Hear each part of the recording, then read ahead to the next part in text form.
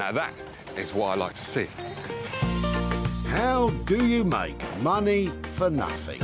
What's the story behind this? The answer could be hiding in over 20 million tonnes of household waste thrown out by us every year. And I'd like to have that one as well. That's quite... Sure, if you want. That's why reclamation expert Jay Blades wants to get his hands on things before they hit the skip. I've been a builder, I've been a philosophy student, and now I'm a furniture restorer. So I know more than most about transformation. I revamp the old into the new and then sell it on for a profit. And with some of the country's elite designers and makers. I know it might not look like much. So it's in a bit of a state. He can transform his finds into desirable, But like, wow. valuable, I weren't expecting that. and hopefully saleable items. Kev, you've done it again, sir. If Jay is successful, then he can hand the profits back to the very people who had no idea there was cash to be made from their trash. I'm shocked! Jay, I'm shocked!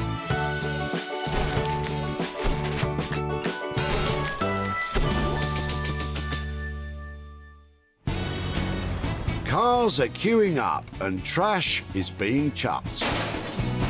It's another busy day at the Altrincham Recycling Centre, and where there's rubbish, there's Jay. Hello, what you got today? He's a man on a mission to uncover 3 items of tip-bound trash that he can turn into cold, hard cash. So he's crushing it, I've got to go and smash it. I need 3 items that are going to bring me a beautiful return. Let's go shopping. Jay's been given the thumbs up from the big bosses of the dump to raid the rubbish. Perhaps Colin's trailer might contain one of those ever-elusive diamonds in the rough. Hello, Twiggy. How we doing? Fine. You all right? Yeah. Look at this. You must have a big garden. Not really, but that's mock orange. Mock orange. And what's that used for, mock orange? Nice floral shrub. Oh, OK. The name mock orange comes from the fact that the shrub's fragrant flowers smell citrusy, thus the name mock orange. At least, I think that's the case. Or maybe I've got the wrong end of the stick. And this is from a twisted willow. Oh, that's nice. Look at that. How old was the tree or something? Well, have you chopped it all down? Well, we planted it in 1994. Right. When my father-in-law died. And he had rheumatoid arthritis. Yeah. And I don't know whether you know or not, but it makes all your knuckles and your joints swell and go misshapen. And he would appreciate it. Yeah. We planted a tree in his memory that reminded us of him. Because he always made a joke of it. And this is now it's a tree this high, and these are the cuttings off it. So he's made his presence be known then? Oh, he has indeed. Oh, right. Oh, now, that's quality. Yeah. I like that. I do like that. So it's a history in a tree that reminds you of your father-in-law. Father-in-law, oh, look correct. at that. Can I have all of this, then? You can have all of it, yeah, with pleasure. Look at that. Oh, that's amazing. So I can have the... You can and what have about all, some of that? You can have as much of that as you like. You can have all this. What about the bag? Keep the bag. I'm a bit greedy. I can keep no, the bag. keep the bag, yes. You sure? Yeah, I've got plenty of those. So you're too nice to me. Does Colin have any ideas what Jay will do with his pruned plants? I am surprised he wanted it. What he's going to do with it, I haven't got a clue. I've thrown much better things away this week that I thought perhaps he could have made something with. So this will be a real surprise if he makes anything from this. Right, you've caught me putting the finishing touches to my wigwam because I need somewhere to stay tonight and might as well stay here. I'm only joking. Look at what I've got. This is an unbelievable find. And if you know the right people, like I do, you're onto a winner. Let's meet the makers Jay's picked to transform these sticks. Josh Kennard teamed up with his best mate Ollie Milne to start their own business as makers of handcrafted furniture and sculptures from natural and recycled materials. I think our style is pretty contemporary, but I think we really like natural raw materials and we kind of combine those with clean, crisp design. I think the main thing that we really love doing is just starting on something new, just having the freedom to design something and then see it through to a finished product. Jay's got himself in a sticky situation. Here's hoping he's picked the right guys to help him out. Jay's saved his first item from the skip, but he still needs 2 more. You all right? What are you throwing away then? Not every boot contains tipped treasure, but maybe Jay will have some luck with Abigail's junk. That is a trampoline, isn't it? Or used to be. Is that right? It is, it is. So it's not bouncing anymore. Sorry, my name's Jay. Hi, I'm Abigail. All right. Hello. So you're getting rid of a trampoline. Have you got a new one? No, this has just been in the garden for about a year. Right. Rusting away. So I thought, yeah, it's time for the tip. How big is it? It's pretty big. I don't know the dimensions, but it was Okay. big enough to fit my 2 kids like a year ago. So the kids don't mind this going? They don't know about it just yet, but they won't miss it, so... So hold on a minute, they won't miss it. The kids No. don't know that the trampoline's They gone. have no idea, no, but... But it hasn't been used for a year, it is that hasn't, exactly. Okay. And they've grown quite a bit since, had a few growth spurts. Okay. And it was big enough for them a year ago, but maybe not so much today. So are all the bits here then? Most of the pieces are in there, but like there's things like the screws are pretty rusted now because, like I said, it's been in the garden Wow. for a really long time. Yeah, that is rusted, isn't it? Yeah, definitely. God blimey, that's proper rust, isn't it? That's it. But it's these that I'm after, really. This, and there's quite a lot of them here as well, isn't there? So do you mind if I take these? Not at all. Go for it. But I'll help you get rid of all the other stuff as well. That's all right with you? Deal. No problem. Cool. Thank you. Thank you, Abigail. Well, I'll have this, get all the big stuff out, and then, yeah, they're coming up with the smaller stuff. Super. All right? What does Abigail think Jay will get up to with her trampoline? I've got no idea what he's going to do with it, but yeah, it was quite interesting for me just to, you know, have a day off of coming to the tip and sorting out the house, and boom, here we are. So trampolines, most children grow out of them and don't want to use them anymore. So then they end up gathering rust in the garden. I think I know just the person to take this to that can get this bouncing back a profit. So who is this crafty type Jay thinks can turn scrap metal into a moneymaker? It's Kev Paxton. Kev worked as an industrial blacksmith for over 20 years before giving it up to pursue his passion, forging reclaimed metal into works of art, inspired by the rugged beauty of the Scottish countryside and its wildlife. It's all sort of feel-good art. We didn't want to have like this, what's that? You know, it's all about just Mother Nature and feeling good and smiling, basically.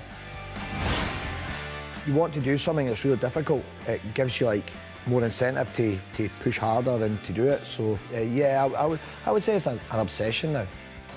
Here's hoping Kev can bring his artistic flair to these pieces of scrap.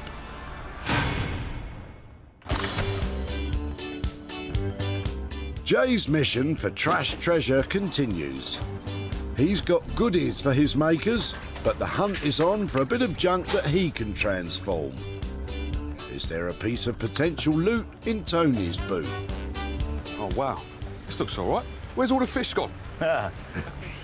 I'm moving them for my daughter. She's just had a young lad, he's just 1, so Right. he's into everything and they're waiting to be thrown, so that's why I've been round and done my duty. This is your bit. You've got to throw them away. Yeah. So this, I do like that. Right. This, you're not get. Where's the goldfish that was in it? Anyway, is it gone, yeah? Into another one, I would imagine. That's it. Well, that's quite smart, man. I do like that. Yeah. I've never done a goldfish boat before. Right. But these ones, these are glass, aren't they? No, plastic. Is that plastic? Yeah, Oh. they're all plastic. All right. So where they gone? They're in a They're different... in another tank now. In a bigger tank? He's gone bigger. He's gone bigger? Yeah. Yeah, he's upgraded. Bigger's better. So they say. So you don't mind if I take these Not then, at all, no? not at all. You sure? No. Yeah, positive. Tony, you're a diamond. But I won't take that one, though. No, okay then. I'll have these 3. Yeah, but you not that carry one. on. All No, right? yeah, Thank you. fine. That's cool, isn't it? Is Tony taken aback that Jay's snaffled up his fish tanks? I'm very surprised he wants them. I haven't got a clue what he's going to do. Perhaps a lamp with the round one, but the others have no clue. I've got 3 fish tanks, but the one that I'm warming to is this baby here. The shape is just nice, and it's quite fun. It's going to take some hard work to turn it into something, but I think it can be done. It's been a successful day at the dump for Jay. Josh and Ollie will work their makeover magic on the sticks. Metalwork master Kev will be tackling the trampoline. And Jay will try and transform the fish tank into something saleable. I'll call that a really successful day at the recycling centre. But now, the real hard work begins. The sun is shining in West Sussex and we're in for a treat. We've been invited to bear witness to the latest creation by our favourite bearded boy wonders of carpentry, Josh and Ollie. Obviously they have something impressive to show off, and it's an honour to witness its unveiling. So, what do you got, boys? Ah, very funny, lads, very funny. Onwards, Steed. They're all smiles now, but wait till they get a load of what Jay's got for them. We've heard that it's kind of like some sort of raw material, a wooden raw material. So yeah, we're not quite sure what to expect, but I'm sure it will be good. Jay's bringing it in. I don't know, I really don't know. Could go either way. Yeah. I know which way I'm hoping it goes. There we are. All right. I know it might not look like much, but there is a lot in there, and yeah, the only people I thought of was you guys. Well, cheers, Jay. I think you need to take it back to the tip, mate. Really? They can't be that bad. I think they're quite cool. This one's all rotten inside. Oh, is it? Yeah. Oh, right, that's one bad soft. one. That's one bad one. But there's loads here. Look, there's loads. All right, my plan was getting these drilled to the wall in some way and having, like, kitchen utensils hanging off of them.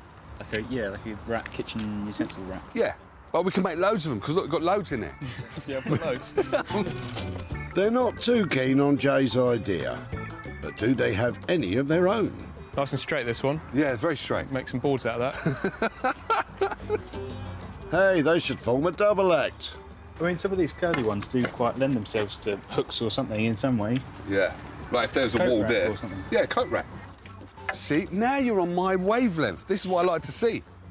OK, now the creative juices are beginning to flow. Is there some way we can, like,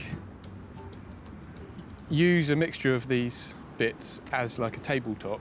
OK. And then finish it off with a bit of glass on top to obviously flatten it? Yeah, no, I'm cool with that. But the budget, how much? Well, as soon as it's a table, there's a fair bit of work Yeah, to go it's into it. going to Yeah. be pricey. Well, Okay. I reckon it would be at least 450, 500, something like that. OK, I can handle that. So what I'm going to do, I'm going to shake on that and say 450, 500 for a table. We'll see how it goes. And just come up with something. Yeah, we'll come up with something. See that? Have fun with them, yeah? Yeah, we will. Cheers for that, Jay. All right, no problem.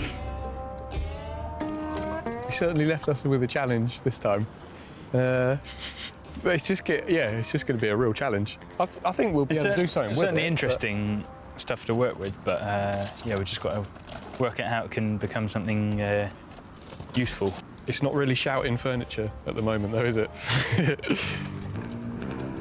The lads have up to £500 to make the table.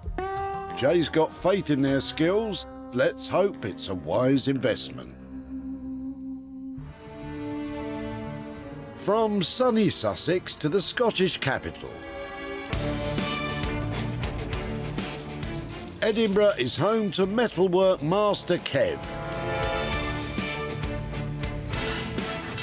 And Jay has sent him the rusty trampoline. Got lots of good materials here, got quite a few good ideas in my head. We'll need to run them past Jay first, I suppose. Hello. All right, Kev, how you doing? It's Jay. So did you get the trampoline? I think that's what it was meant to be, yeah. It's seen maybe better days as a trampoline. I think it's time to start bouncing ideas around. So the idea that I had was basically to do some kind of like outdoor kind of thing. Yeah. So what about sort of a nice table? We could make it fit for outdoors, but then if someone wants it to be inside, they can have it inside. An inside and outside table. Best of both worlds. How much is that going to cost me? What about 360? That's the deal, sir. Because the table coming from you is going to be amazing. think between us we've come up with a possibly good idea. So we're going to make a nice table. He wants it to be my style. So yeah, that's what we'll do. Kev's style is inspired by the Scottish countryside and its wildlife, such as the national flower, the thistle, and Highland cows. I found this lovely big piece of wood, piece of oak, really nice sort of rustic piece of oak, and I plan to do the table sort of rustic and very organic as well. So I think we'll use this whole piece of wood for Jay's table, so he's probably going to get a lot bigger table than he's imagining. Don't be too sure. Jay's got a pretty big imagination, but an oak tree inspired table could be a match for it. Start cutting this up. I think we may be about to get some angle grinder action. Yep, there we go. Kev will use the metal poles of the trampoline not just to make the table legs, but also the oak leaves which will adorn the sides of the tabletop. And we're getting some welding action now, even better. So there's an old saying that goes something along the lines of, from a little acorn, a mighty oak grows. It's quite appropriate, that saying, on this project, because from an old junk trampoline that was getting thrown out, we're going to hopefully convert it into a big, strong table. Wouldn't it be great if alongside the mighty oak tree inspired table, Jay made a mighty profit from his £360 investment?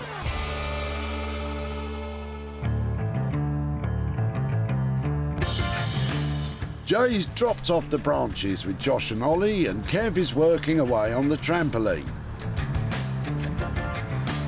Now our intrepid super salvager is at his workshop in Wolverhampton, ready to begin transforming the goldfish bowl. I've never worked on a fish tank before, and I've never done what I'm about to do. What I'm intending on doing to this is turning it into a terrarium. I know, it's a bit of a mouthful, but basically what it is an indoor garden. I just can't wait to get my green fingers going. So, first things first is cleaning. Roll up the sleeves and get all this mildew off of it, and then get planting. Unusually, Jay's giving off a nervy vibe. He's a street-smart connoisseur of cool. If he's got green fingers, it would be from a splash of paint. So, you might say he's a fish out of water with this project. So now I've got it cleaned with some water. I've got just a bathroom cleaner here, which is just a foam thing. Squirt it in there, and that gets all the grime off. Aquariums can contain bacteria and germs that are harmful to we humans, so it's important to give it a right scrub down with a germ-killing cleaner. So now that's squeaky clean. Now it's time for some gardening. Ladies and gentlefolk of Great Britain, welcome to Jay's Gardening for Beginners. So what I've got is the gravel. So that's going to go in at the base. Then I've got some compost. Put that in and then start planting. This is the first time I'm doing this, so bear with me. It may be his first time, but don't fret. He's done his research and taken tips from the experts. First up, he's making a 1.5-inch thick layer of gravel to collect the water drainage. Next is a 2.5-inch thick layer of soil, deep enough for the plants to take root. Jay has chosen soil specifically designed for succulents, thick, fleshy plants such as cacti, which retain water for long periods of time. So now, that's starting to look like a really good indoor garden. For my first attempt, I don't think I've done too badly. To show off his succulents, Jay is building a display stand. So I've been down to my local timber yard and I've got all of my material for my plinth. And it's going to look a bit like this. And you're going to have colour on the outside, a little bit colour running on the inside, and colour on the outside of there. And then as you look up to the top of it, you can see the indoor garden. Bosh, brilliant. Well, it would appear Jay's got his swagger back. Now he's on the familiar territory of woodwork. To add the colour, Jay is using sheets of sticky back plastic which will give the plinth a glossy sheen. He's cutting it to size and ever so carefully applying it to his pre-cut timber. This, you've got to make sure you've got it all smooth and there's no room for mistakes at all. And my top tip to avoid mistakes? Well, don't make any. It's going off course. You can see there it's going off course. So, as I've got to do it again, I have to cut another bit.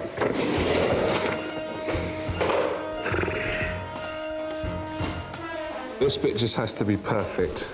If I don't get it right, then I'm going to have to use another bit, use another bit, use another bit, until you have none left. So once I get it wrong, the whole bit is wrong. Do we have a successful stick down this time, then?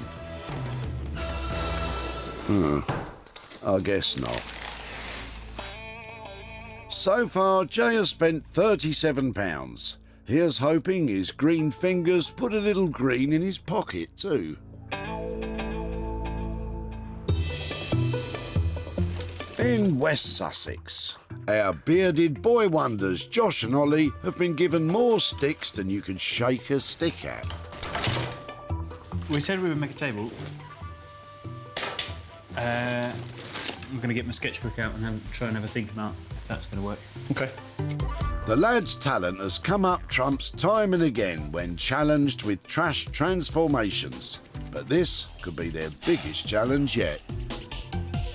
I'm not really feeling this table idea. Nah, me neither. Could we do some kind of, like a big, like some sort of lighting, like a big chandelier? Yeah, I like that idea. Like a huge sort of woven basket. Yeah, like a big all of the nest. Twigs. Yeah, hopefully Jay won't mind. Oh, who cares about him? He's only the boss. I think we both just feel that it's not really lending itself to become a table. But so I think we both quite like the idea of doing like a big sort of statement piece chandelier. Nice, I like it. All right, cool. Make some pretty crazy shadows. So farewell, twisty stick table, and a great big hello to curly wood chandelier. Josh has some shopping to do for electrical components, while Ollie is in charge of sorting out the big sticks from the little sticks. We're feeling confident now because we've come up with an idea that we really like. I've sorted out the twigs because it's probably going to be best to start with the bigger ones for the main structure. With positivity high, Ollie can finally see what drew Jay to the pile of prunings. Nature's just done something really unusual and it's so random you can't really reproduce that like with anything that's man-made.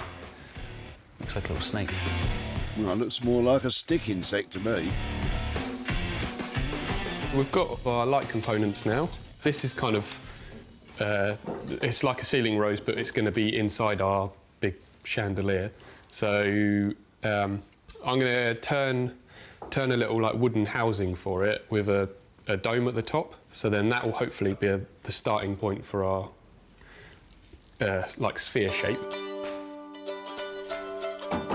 To make the wooden housing, Josh is mounting a block of chestnut timber onto the lathe, which he'll craft into a dome.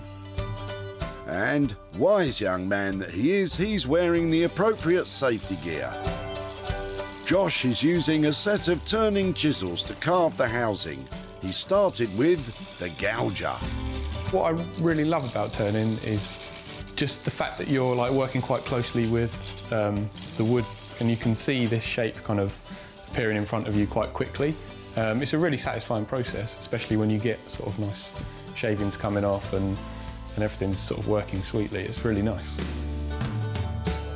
Ollie is beginning to build the bird's nest-like structure from the sticks. This is coming together a bit now. Got this first circle there. It's just a bit tricky. Ideally, I want to find the ones which kind of form that curve naturally. But these just want to go all over the place. But once I've got that basic globe kind of shape, then I can start filling it in with the smaller stuff.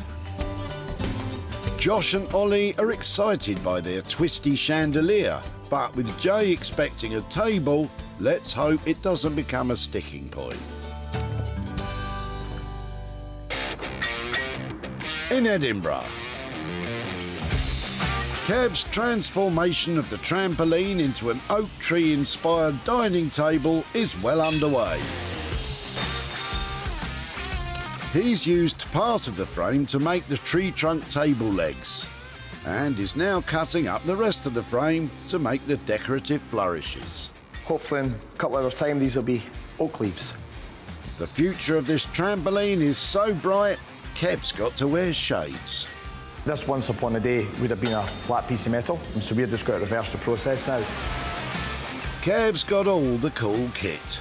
He's using a plasma cutter to slice the tubes, which will allow him to unfurl the metal, giving him the raw material to make the leaves. In my opinion, Mother Nature's the best artist there is. I love being out in the countryside, walking my dogs, borrow some ideas from Mother Nature and transform them into my ideas. Kev has stacked the sliced tubes into a small furnace. This will heat them to around 1,350 degrees centigrade, known as the forging temperature, the point at which metal becomes soft but won't melt. This will allow Kev to change the metal's shape without cracking it. It's looking quite good so far. They're opening up okay. Seems to be in quite good condition. There's no real any rust. With the metal tube now flattened, it's back to the plasma cutter to create the leaf. Kev will detail this rough shape by hand. There's no fancy bits of kit for this, just years of training in the traditional craft of blacksmithing. We like to keep the traditional blacksmithing real. Basically what a blacksmith's been doing for the last hundreds and hundreds of years. So a hammer, an anvil, blood, sweat, tears. Here's hoping Jay will be crying tears of joy when he sees the finished table. While the crafty types tackle their upcycling adventures, Jay is almost ready to reveal his terrarium. This is such a nice feeling. Putting the last screws into the lid means I'm finished. All I've got to do is just put my indoor garden on top, kick back and enjoy the view. He's not the green-fingered type, our Jay, but he's not afraid to try his hand at something new. The indoor garden, as Jay calls it, may not be in full bloom yet, but sitting atop the bright, bold colours of the plinth, it certainly catches the eye. The primary colours contrast nicely with the soft natural tones of the succulents. The plants have taken root and are thriving. For a first-time gardener, Jay's done a great job, which I'm sure he'll not be shy in telling us himself. Now, I've got to admit this one. This is lovely. I never anticipated being a gardener, but look what I've done. It's great, isn't it? Now, all I've got to do is sell this. At the recycling centre, Jay really can turn up some surprises, just like Tony's trunk full of junk. Where's the goldfish that was in it? They're in another tank now. In a bigger tank? He's gone bigger. He's gone bigger? Yeah, he's upgraded? Bigger's better. So they say. Jay took on Tony's words of advice for this project. The terrarium was purchased by Kathy, owner of Head Over Heels, a soft play area in Wilmslow. We love the item. It's original, it's fun, it's different, you know, it's one of a kind. Now Jay is on his way to Tony's home in Altrincham with a pocket full of profit. Hello, Jay. How you doing? All right, pal. Yeah, Good to see you again. Likewise. Yeah. How you been? I've been good. That's And you? good. Not too bad. Busy? As a bumblebee in the summer. I have As a been busy. But do you remember the fish tank that you brought to the I do, recycling yeah, centre? yeah. So how long did you have it for? It was my daughter's. who was throwing it out because they got a new one. Right. And because her son was messing with it, he was only 18 months old, so... Well, you'd be pleased to know, or maybe not, I was the one that took this project on. All right, very good. And basically what I did with it is I turned it into a terrarium. That's brilliant. Which basically is an indoor garden. Yeah.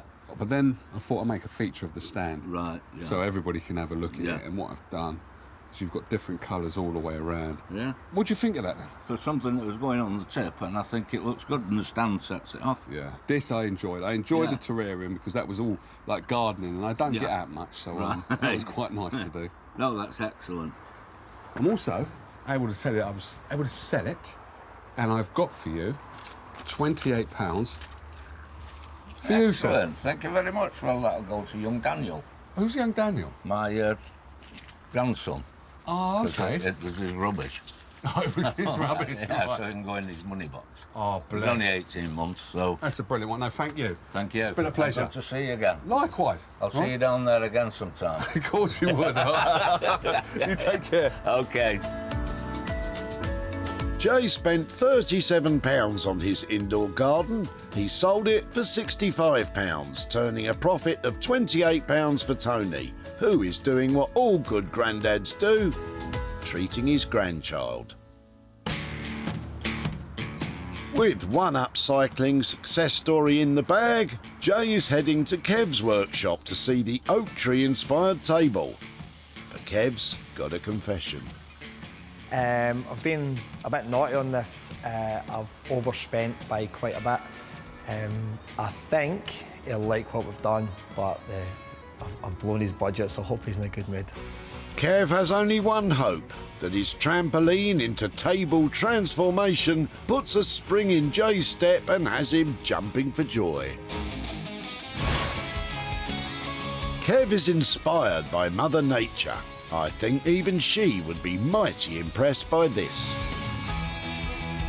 The delicate iron acorns, twisting vines and leaves sit underneath the oak tabletop, with the tree bark left on the edges adding another nature-infused design touch. Kev has treated the timber and galvanised the steel so it can be used inside or out. The table is elegant and graceful, yet strong and sturdy, just like an oak tree.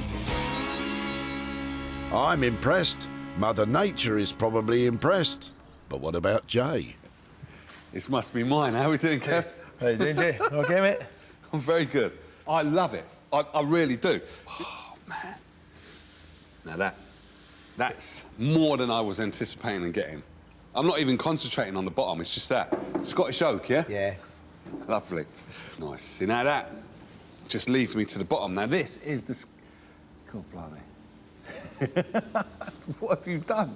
Oh, man. Well, you see the acorns? Yeah, and see the wee bits? Yeah. That's the springs. Oh.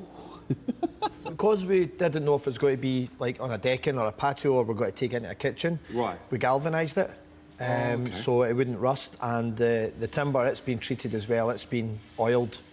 So that should be quite happy outside as well. Cool. So I love the acorns, though. That is a perfect touch. Acorns, then you've got the oak on top. I am over the moon with this one. It's much more than I expected. Jay is blown away by the skill and artistry of Kev's work. But will he blow his top at Kev's overspend? I love it. I love it. But I've got to love the budget as well. What are we talking like? Because I left it, what was it, 350 I said on this, yeah? I think he's said 360, but... 360? Yeah, oh, come on, knock off that tenner. yeah. No, all right. How much did we do? Because of this beautiful piece of oak, I've had to go over a bit.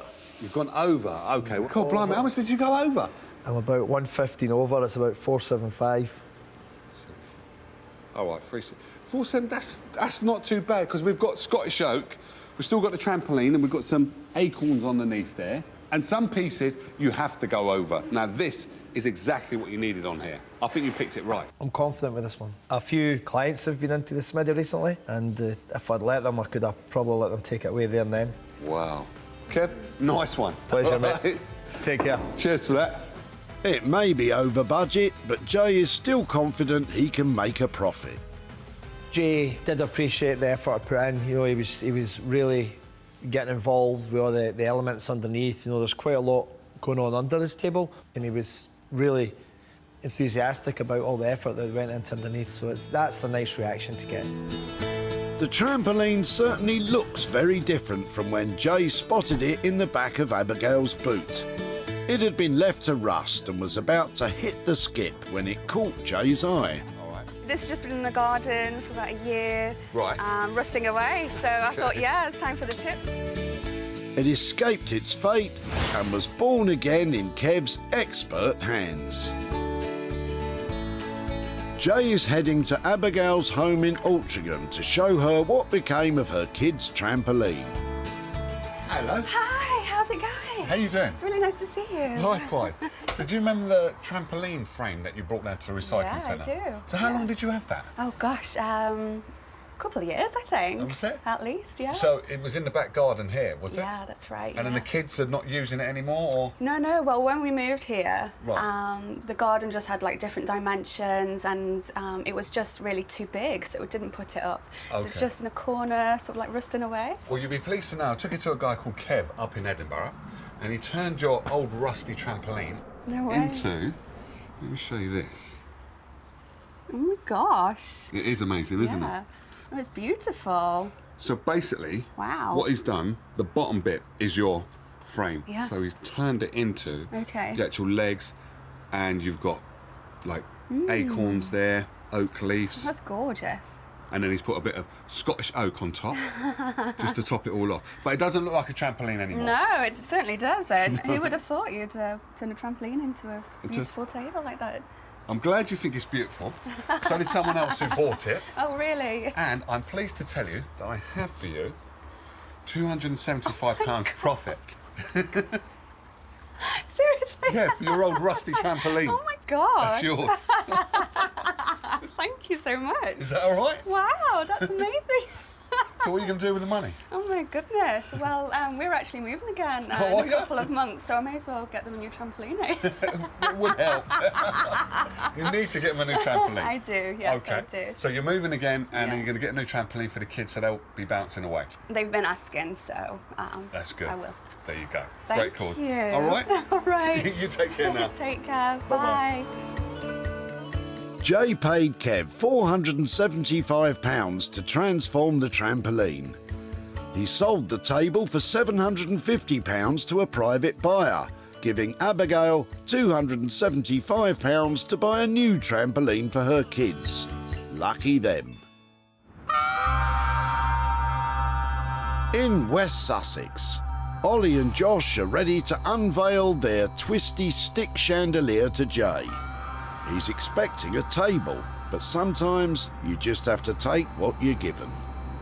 I hope Jay is all right with what we've made. I think he's going to be a bit surprised, isn't he? Cause, I think he'll be surprised, but... yeah, he's expecting a table and we've given him a chandelier.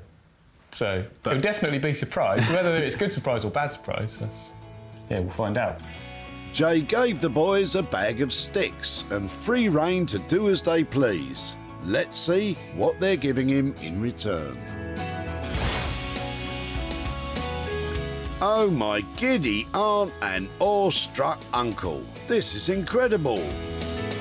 Nature created the irregular elegance of the sticks, but the boys have created the perfect showcase for their beauty with this incredible chandelier. Their interwoven stick design is held together by natural jute twine, and while it may look delicate, it's far from flimsy. The electrical fittings sit within a chestnut casing, and the lads have fitted bulbs that radiate a warm orange glow. And of course it has been pack tested and complies with all UK electrical safety standards. But no matter how good it is, what it's not is a table. Oh, come on. Guys. I can't miss it, can I? Wow. Digital loungers. It's definitely not a table, but it's amazing. I know, I like it. Wow. Oh, God blimey, I can't get over it. I'm trying to see how you made it. I can see the string, I get it, and No, I've got to shake your hand again. No, well done, well done. I'm loving it, I'm loving it. This is proper amazing. It's really cool, but... We did think about the table. Yeah, that's what we said, a table. Where is it? Yeah, we decided against it in the end. And I think we're quite happy with that decision. Yeah, it wasn't really ever going to work as a table, so... OK, I think this is better than a table, actually. And it shows the beauty of the material in the sense of, like, the table you would have had, like, plates on it or something, it would have always been hidden, but this, it's just like a showcase piece. It's like, wow. I can't get over it. So how did you do this, though? Really, how did you do this? Because obviously this is held together, isn't it? It's not glued together, is it? No. Is it tight? It's all just bound together with string. So it's strong, yeah? It's not going to come apart if I touch it? No? No, it's pretty rigid. Oh, wow, yeah, you're right. Oh, blimey. Now, that is very clever. Very clever. All right, the next question is, how do I change a light bulb? You've got to get someone with real tiny arms. Josh and Ollie have pulled it out the bag again, and this has to be one of their most imaginative creations yet. But what about their budget of £450 to £500, which was agreed for a table?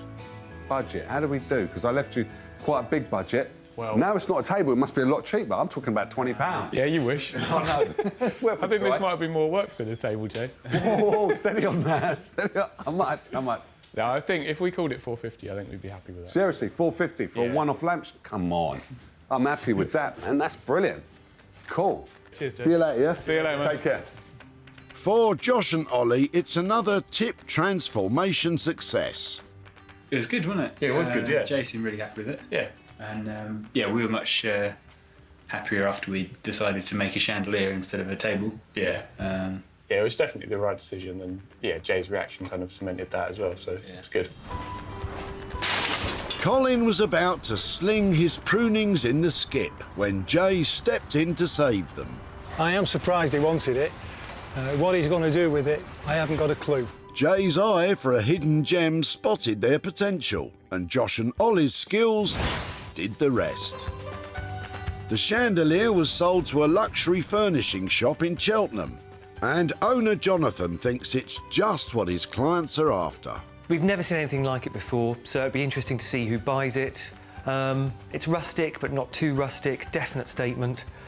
Yeah, I can see it sitting in loads of people's houses. Unfortunately, Colin isn't available to meet with me again, but I have a fantastic 50 quid profit that I'll be sending on to him for his branches. Jay paid Josh and Ollie £450 to transform the sticks. He sold the chandelier for £500, turning a profit of £50, which, rest assured, will be making its way to Colin. Jay saved 3 pieces of junk that were destined to be rotting in a landfill site. But now each and every one of them, with hard graft and creative flair, have been given a new lease of life. It takes a truly talented maker to turn tip finds into one-of-a-kind items. But Kev, Josh and Ollie have pulled it out of the bag. They've turned my trash into hard cash.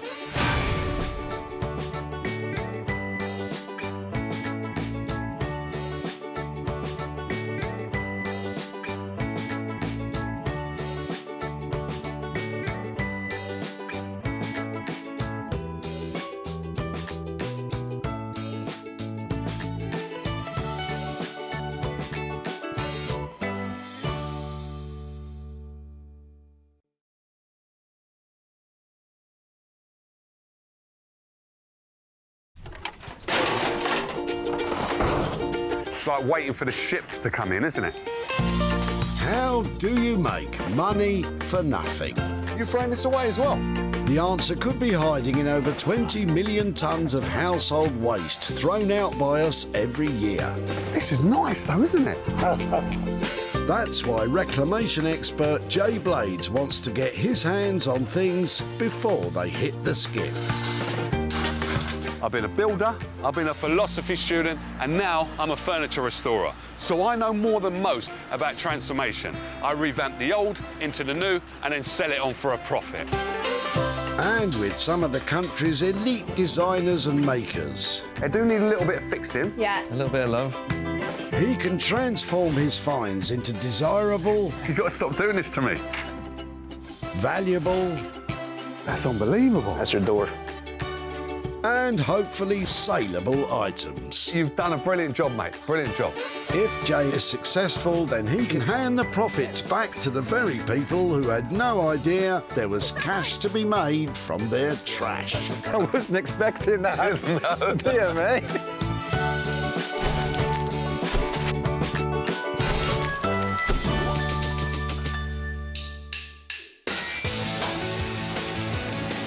Jay's at the recycling centre in Walsall, and he's looking forward to a busy day rummaging through people's rubbish. I'm back in my neck of the woods today, which is Warsaw, and I can't wait to get my hands on those gems. Jay's been given special permission to gather 3 items that can be upcycled and sold on. Waiting. And it takes patience and a keen eye to spot a winner. This is the best position to be. If there's anything I want, I'm on to them.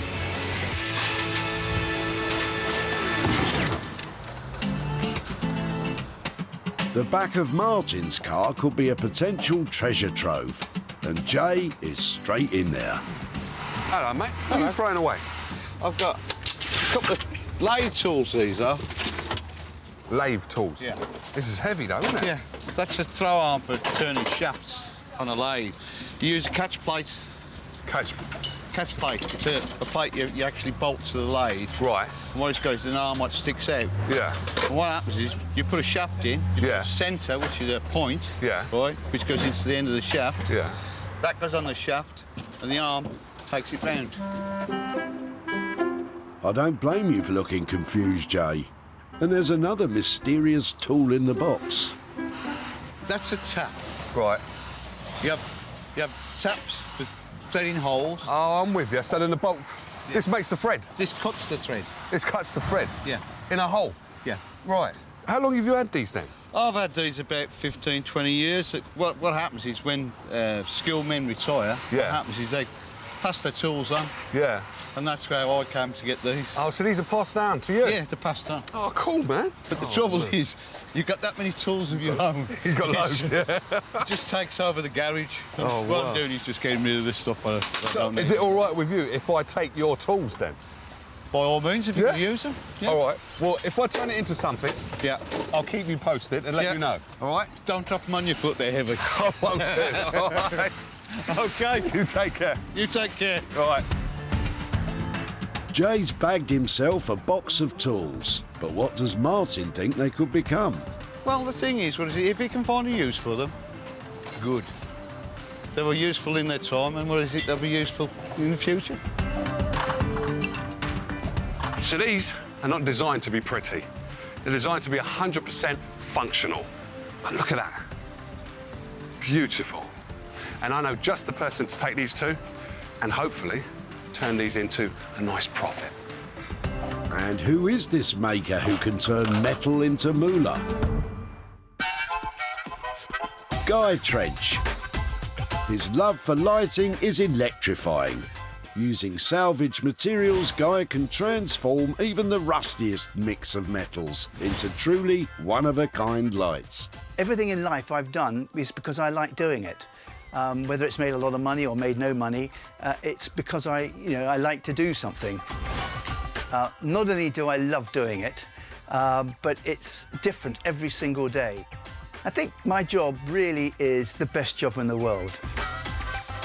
Guy is ingenious, but will these tools prove to be too brutal to be beautiful? When rummaging at the tip, it's sometimes hard to see the wood for the trees, and bushes, and grass clippings. Garden waste and more garden waste. But it's not hard to see what Susan and Albert are getting rid of. See, now this is what I'm after, a sofa. Hello, how are we doing? Hello, good morning. Can't get it off. You can't get it off. Let's have a look. Ever the gentleman, Jay's lending a hand to offload the sofa. This is nice. What are you doing with this? Obviously, you're throwing it away, ain't you? Yeah. Yeah? And how long have you had it? Oh, how long have you had it, Dad? Oh, 10 years. 10 years. So I'm going to be cheeky. Have you got cushions? In the boot. Yes. You got cushions in the boot? Cool. I'm going to be even more cheeky and ask you, does this have an armchair? It does, yes. Have you thrown it away already? No, it's got to come here today. Oh, it's coming up as well? Yeah. Oh. Unfortunately, the seats have been stored outside for a while and the rain has made the upholstery a bit wet. But that doesn't seem to be putting Jay off. Can I take this away then? Is it all right with you? Yeah. And you might bring along the armchair later on as well? Yeah. Yeah? Yeah, will it go to a nice home? Yeah, it will. Once it's transformed, and you're going to be amazed at the transformation, because these, I think, are absolutely beautiful. And it's just the right size for a modern house now, because most houses are quite small, and this is quite a compact sofa. So thank you. You're welcome. For that. Thank you, Dad. All right, so this is mine now. Then. You can let go of it. All right. And as good as their word, 20 minutes later, Susan and Albert return with the matching armchair. So, does Susan have any suggestions for a makeover? I like patchwork. I think it'd look nice on there. So what I've got here is a wing-back armchair and a matching sofa. Now, basically, I love the shape of these, but you've got the button in, which is a little bit dated. Fabric, also dated. With the right modernising, I guarantee you, this will turn us a profit. And Jay is sending them up the M6 to a Mancunian who's a master in rescuing retired seats. Simeon Horton-Smith has been making waves in the upholstery world, mixing classic techniques with modern, fresh design. His passion is giving old furniture new life and a chance to be loved again. I'm a bit of a perfectionist when it comes to chairs. I kind of need to learn sometimes to say, this job is now done. People come back and they pick it up and they're like, wow, is that the same chair? And that's, you know, that makes it all worth it, all the long hours worth it. With not one, but two pieces heading your way, there could be more long hours in store, Simeon. With the tools off to Guy and the soggy seats going to Simeon, Jay needs to find something he can work on. I'm not going to find any rubbish doing this, am I? Grattan's visiting the tip to offload some of his unwanted possessions. Is there anything in there for Jay? Hello, how are we doing? Oh, great, yeah. You good? Yeah, great. All right, so what are you doing with these? Tell me you're throwing them away. I'm throwing these away. Wow. How many have you got? I think about 14. 2, 3, 4, 5, 6, 7, 8, 9, 10, 11, 12, 13, 14, I think. OK. So how long have you had these then? 4 years, 3 or 4 years. OK. So they just come out of the garden. Where's the plants that go in them then? Right, well, just a change of scene. I mean, just had a small garden with a patio, and these just had sort of shrubs, roses, few herbs, and just sort of surplus to requirements, really. OK. So what are these then? Well, they hung below the windows, so, you know, outside the front of the house, underneath a small window, and the longer one hung underneath, and it was full of soil and plants. So you're a keen gardener then, I can see? Light touch. light touch. Easy maintenance. I think that's the best way. Easy maintenance. Chuck a few plants in a pot that just need watering every now and then, but not really a, you know, not really a turning the soil over. OK. Is it all right then if I take that and this lot away then? Yeah, feel right? Free. I'll throw in the slugs and the spiders for free. Oh, brilliant. Yeah, I was thinking that. I do want them, especially him. He's quite gorgeous, isn't he? Yeah. So thanks for that. And what I'll do is I'll stay in contact with you. And once we're able to turn these into something, I'll let you know. Is that all right? Yeah, great. Cool. Grattan has no more use for these pots and baskets. What does he reckon could be done with them? I don't know, he's going to make some kind of object, a sculpture, a piece of art or something, or something practical. I wouldn't know. So we've got loads of material here. We've got blue pots with slugs attached, some terracotta ones as well, and I've got lovely metal. Now, all I've got to do is pick the right project, and I guarantee you we'll be turning a profit.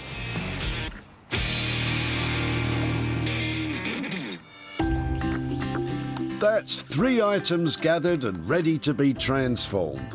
Guy is going to attempt to turn the lathe tools into something saleable. Simeon needs to figure out a rescue plan for the armchair and sofa. And Jay has to decide what to do with his garden throwouts. found 3 gorgeous items, but now it's time to ramp it up a gear and get them transformed into something I can sell.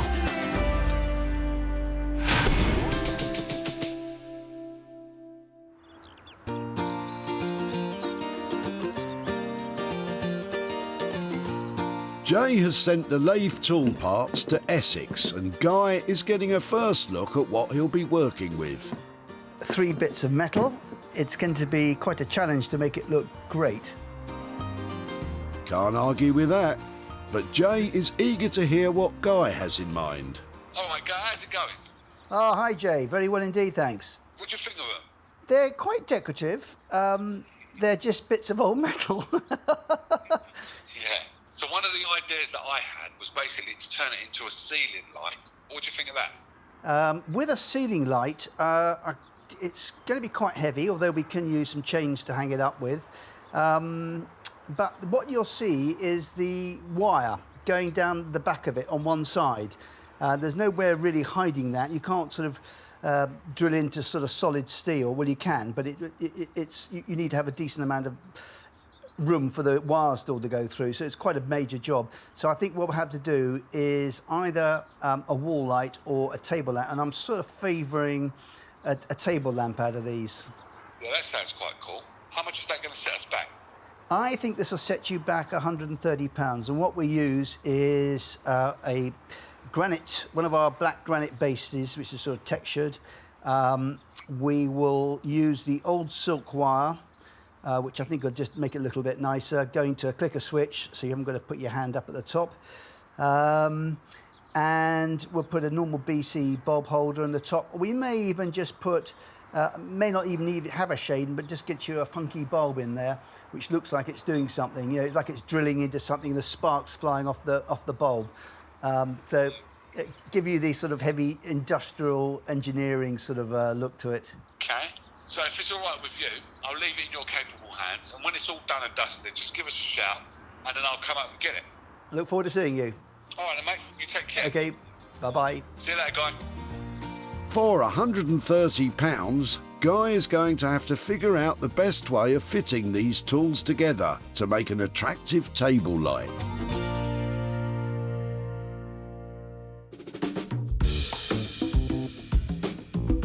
In Manchester, Simeon is waiting with bated breath ahead of Jay's arrival.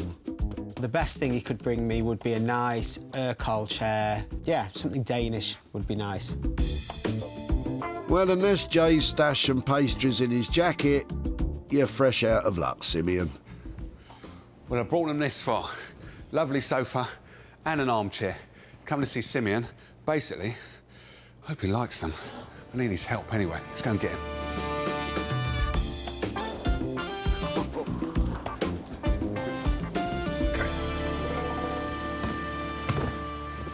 Wowzers.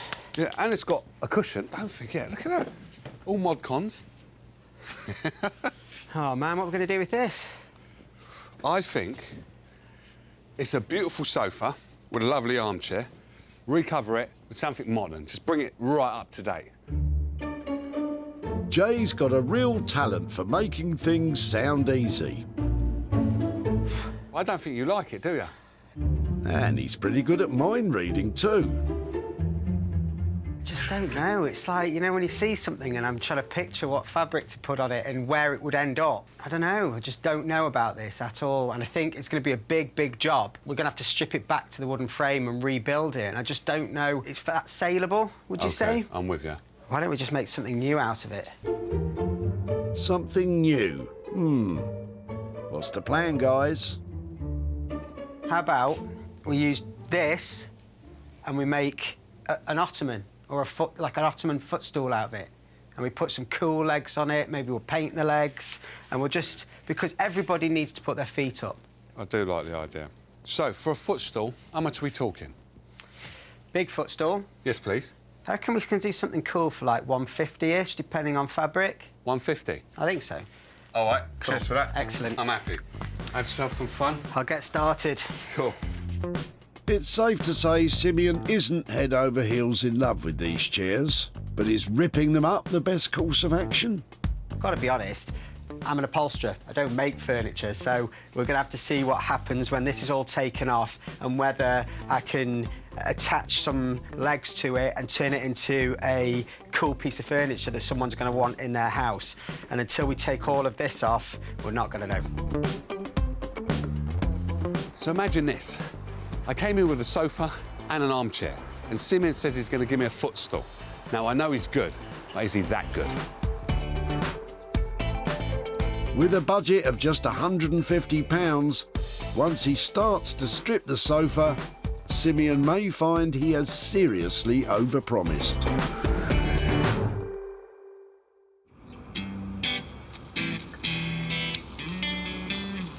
Jay's taken the pots and wire baskets back to his studio in Wolverhampton.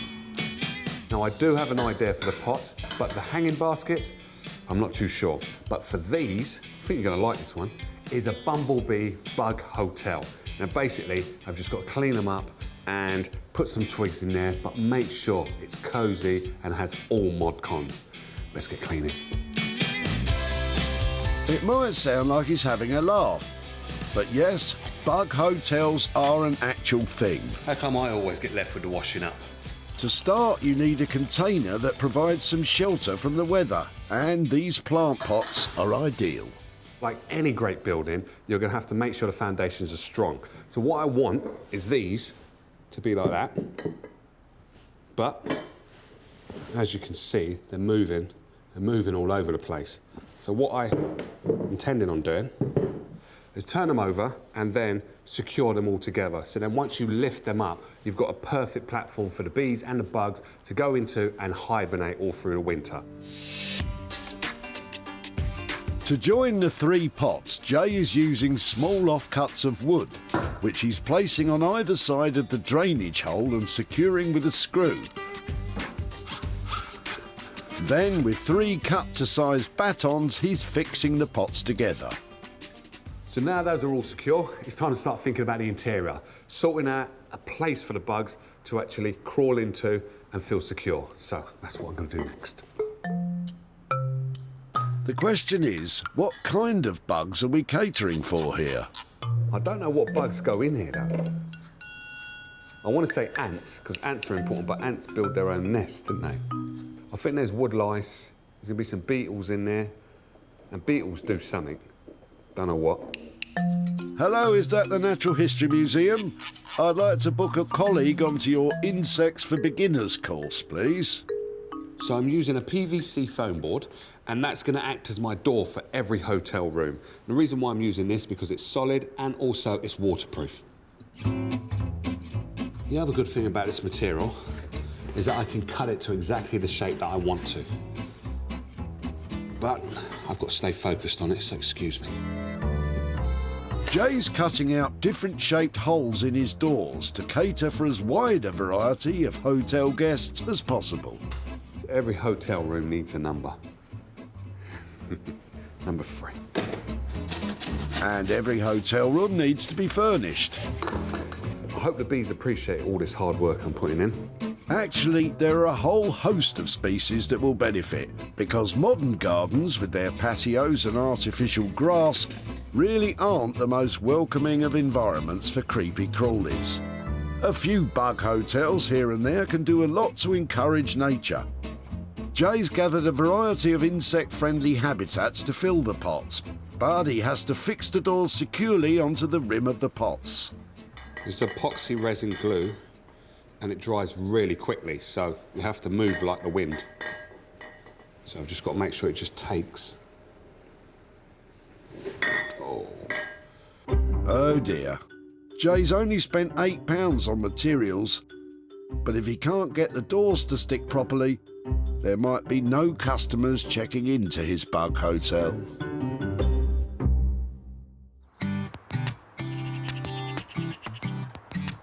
Back in Essex, with the aim of turning the lathe tools into a table lamp, Guy's enjoying himself by giving things a good old clean-up.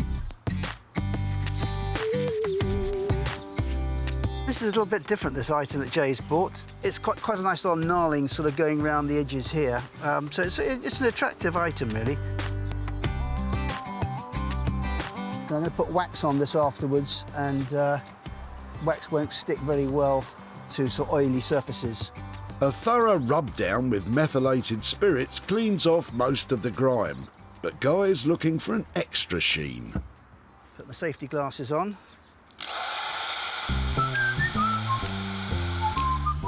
What better way to brighten up some dull chunks of metal than a quick power scour?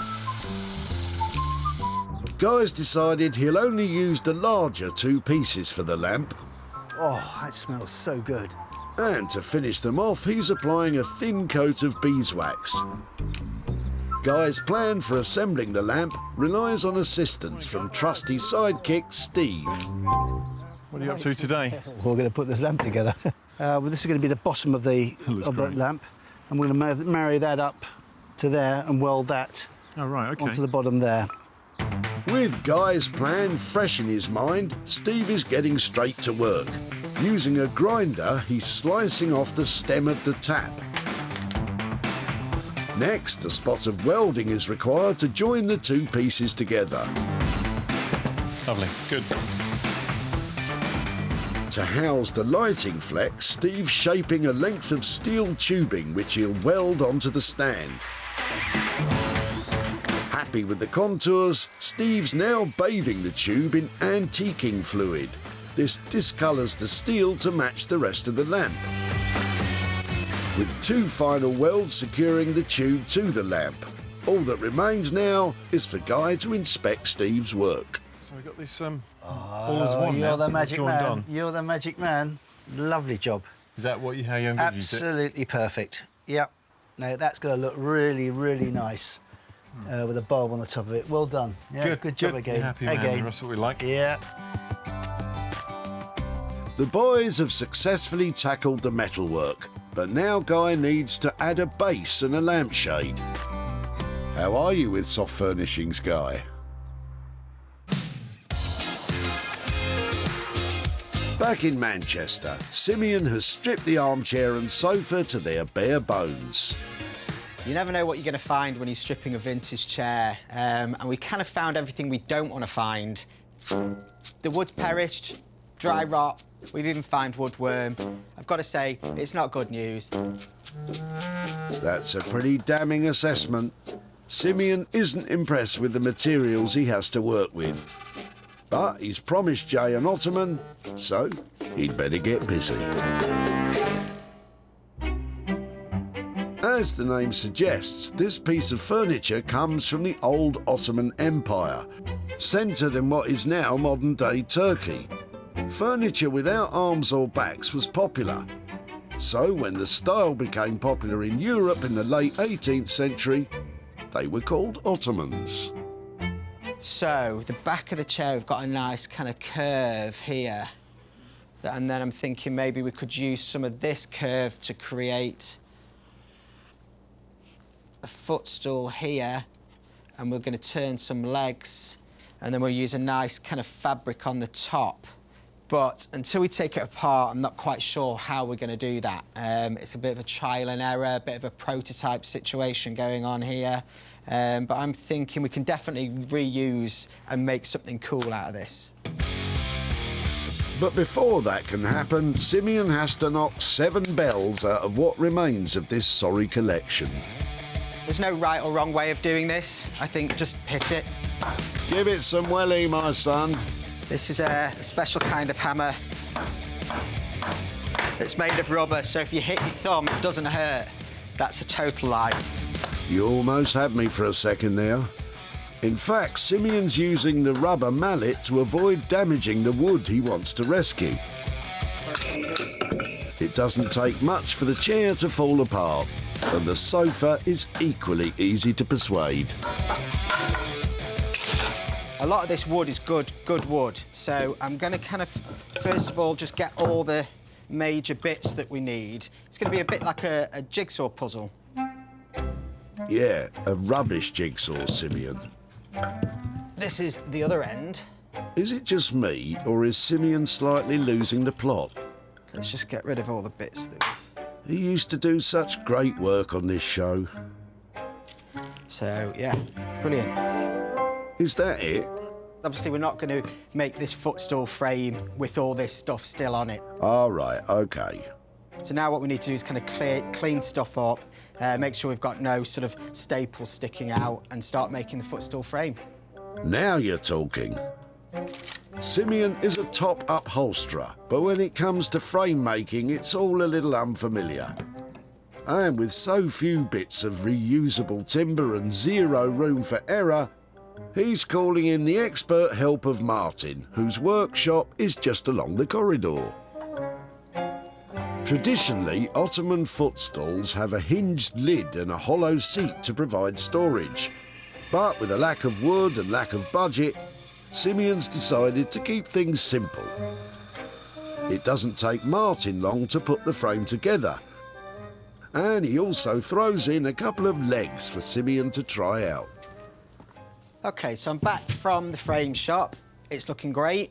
It looks a little bit like a sledge at the moment, but it won't do by the time we've finished. We've got 2 leg options. I'm not quite sure which one I'm going to choose yet. We've got a very cool fabric here, geometric pattern, and I hope that Jay's going to be super pleased with it when it's all finished.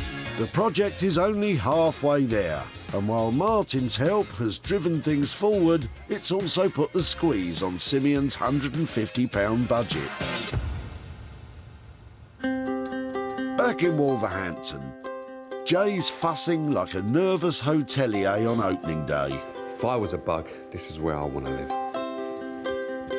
His plant pot bug hotel is almost ready for business. So I've got my pine cones, I've got my bamboo, and I've got some twigs. Now, it was a little bit tricky, but when you're creating a natural habitat, this is what happens. It's a beauty. What to do with 14 plant pots? Well, evict the slugs for starters, give them a good clean, and then perhaps start a hotel chain.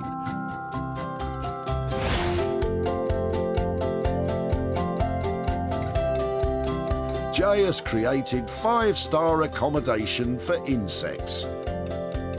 This 3-roomed refuge is filled with an array of natural material that will provide nooks and crannies for bugs to live. Thankfully, the epoxy resin did its job and the doors fit snugly onto the pots. The shapes Jay has cut in should appeal to young nature lovers as they peer in to see what's going on. And the good news is, I've got a few more of these pots, so I can make 2 more of these. And I should be able to make a nice profit. It was Grattan who no longer saw his pots and wire baskets as part of the garden master plan. Just sort of surplus to requirements, really. OK. Jay took them off his hands, and although he didn't use the baskets, the pots came in very handy, and Jay turned them into a bug hotel. After sharing pictures online, Jay found a buyer. The bees and bugs at the Merry-Go-Round Nursery in Wolverhampton now have a swish new hotel to stay in. Nursery nurse Samantha thinks it's a winner with the kids too. The Bug Hotel is a brilliant addition to the learning environment we have here. It's another hands-on experience for the children to see the bugs firsthand. And now Jay's back in Walsall to show Grattan what became of his garden pots. Hello, Grattan, how you doing? Yeah, great. How are you? I'm very good, actually. So do you remember the plant pots and the window box that you brought along to recycling centre? I do, yeah. It's a bright blue ones. That's the ones. Why was you throwing them away? Because there was nothing wrong with them. I just wasn't using them. I never filled them. I didn't have the time to keep them. Yeah, because there was quite a lot you gave me. Yeah, there were. The plant pots were filled once. Right. But again, I didn't have the time to keep them. OK. So that's why they were going down the dump. Yeah, yeah. I'm glad that you decided to get rid of them, because it was a project that I took on, and it was a bit of a challenge, because I'd never, ever worked with plant pots before. But what I turned them into was bug hotels. That's amazing. Yeah. Bug hotels. That's astonishing. Yeah, I can see that. So the bugs will crawl in there and hibernate. So single bees that don't live in a hive, they will go into like bamboo shoots and they'll sleep in there through the cold months and then come out. Very inventive. Well, I had to be on this one because it was quite hard for me, to tell the truth. I've never worked with flower pots and they are quite brittle and there's very limited things that I could do with them. But I think the bug hotel was ideal. And there's also some more good news that a school actually liked what I've done here, so the children can actually see the bugs going in, and they decided to buy it, and I have for you... Oh, no! some money. £42. Well, that's fantastic. Thank you very much. That's right. I don't know what to say. You seemed a bit shocked. Yeah. Listen, I'll just go and get some more plant pots. That's great. Thank you very much. So what are you likely to do with the money? Well, I think it's got to be something for the garden or something like that. But That'd not be plant good. pots. Not plant or, pots. or window boxes. No, that'd be good, yeah. Something a little bit more manageable. Right. That's amazing. No Thanks problem. very much. Cheers. Thank you. It's been a pleasure. Yeah, you're welcome. You Thank take very care now. much. Cheers. Bye-bye. Bye. This one was a nice little project for me, and everybody's a winner. The bugs, the bees, and Gretton, he's happy as well. Jay spent £8 turning the pots into a beautiful bug hotel. And with a sale of £50, he's made a profit of £42 for Gretton.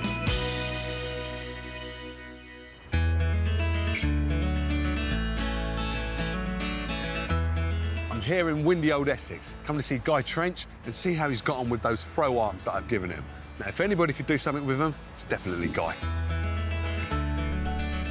Well, Jay's on his way now. I'm hoping he's going to like the lamp. I love it. I think it's a really good bit of engineering. Let's see what he has to say. Jay wasn't sure how best to repurpose these old tools. Guy was confident that the two larger pieces would fit together well as a lamp.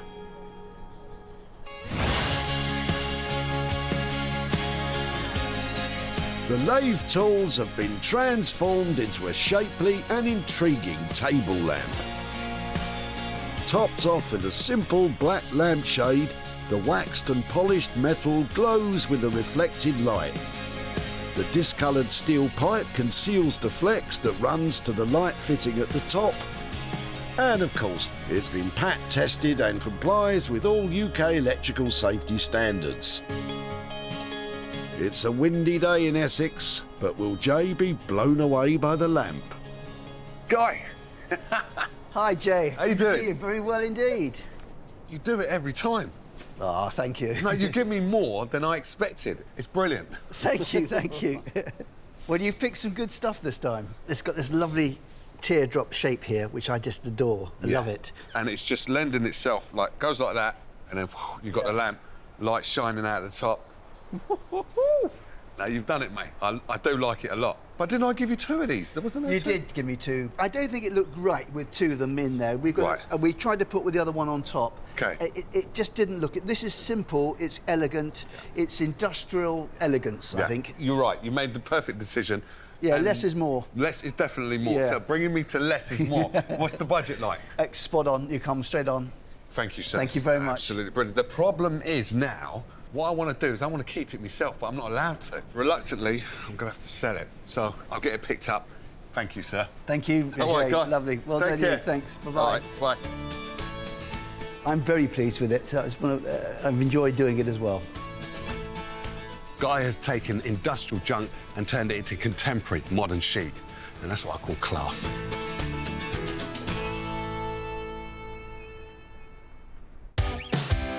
Martin had no more use for his lathe tools. But the trouble is, he just takes over the garage.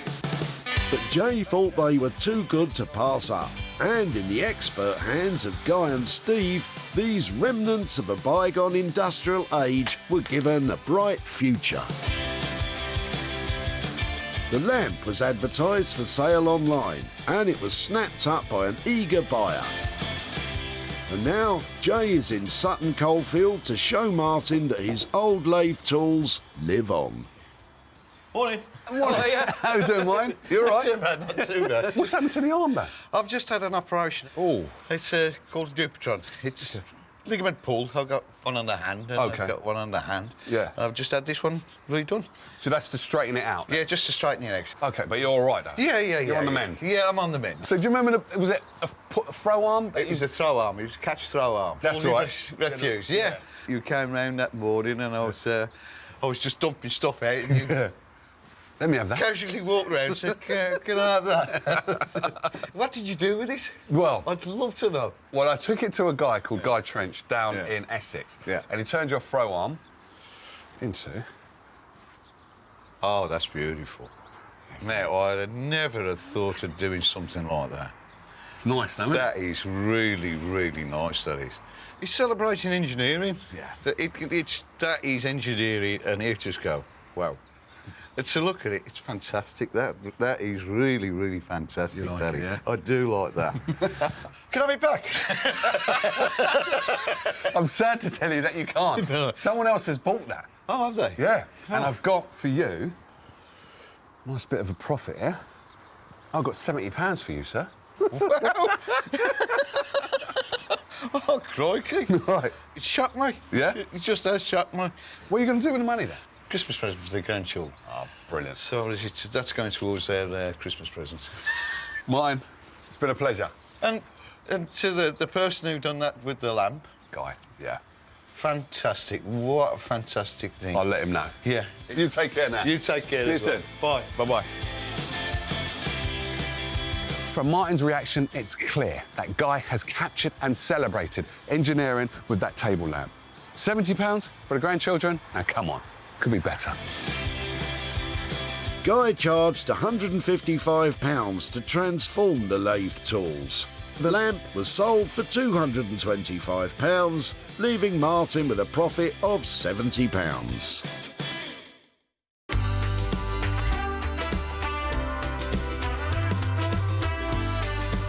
I'm back in Manchester and I can't wait to see what Simeon has done with that wet armchair and sofa I gave him. I'm kind of a little bit worried of what he's going to make of it when he comes in. I'm hoping he's not going to kind of wanted more from what he's dropped off, but there is a reason and hopefully he's going to be happy. The sofa and armchair were in a sorry state when they arrived at Simeon's workshop. Lots of it turned out to be unusable. But from what was left, he aimed to create a footstool. How has his plan turned out?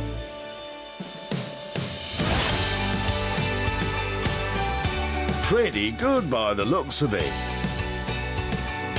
With a modern fabric covering and elegant tapered legs, it doesn't look like a sledge anymore. Santa may be disappointed, but fans of contemporary furniture will be delighted. Rather than pick a neutral colour for the legs, Simeon has plumped for flamingo pink, which perfectly matches the dots on the material. Using Martin's frame as the base, Simeon has added foam blocks covered with a wool barrier for padding, all upholstered in a geometric cotton fabric. And the footstool complies with current UK fire safety standards. While the end result bears little resemblance to the original sofa and armchair, Simeon has come up with a piece of modern furniture that is both pleasing to the eye and handy to have around in the living room. How we doing, mate? Hey, Jay. How's it going? Very good. You well? Yeah. Sofa. Yeah. No way. Is this it? Yes. You put it in the wash and you've shrunk it down? Yeah, kind of. OK. Yeah, but there is a story here, Jay. When we stripped the sofa down and the chair, the sofa, let's just say it had rising damp and Oh, well, the frame was still wet on the inside? Yeah, and then the chair was even worse. Yeah. Let's just say it had live woodworm. Really? Yeah, you know, Wow. they were having a party in there. It was pretty bad. So that's all that's left then? Yeah. Like, of the good wood? Mm. But you know what? I think it's quite incredible. I like it. Oh, thanks.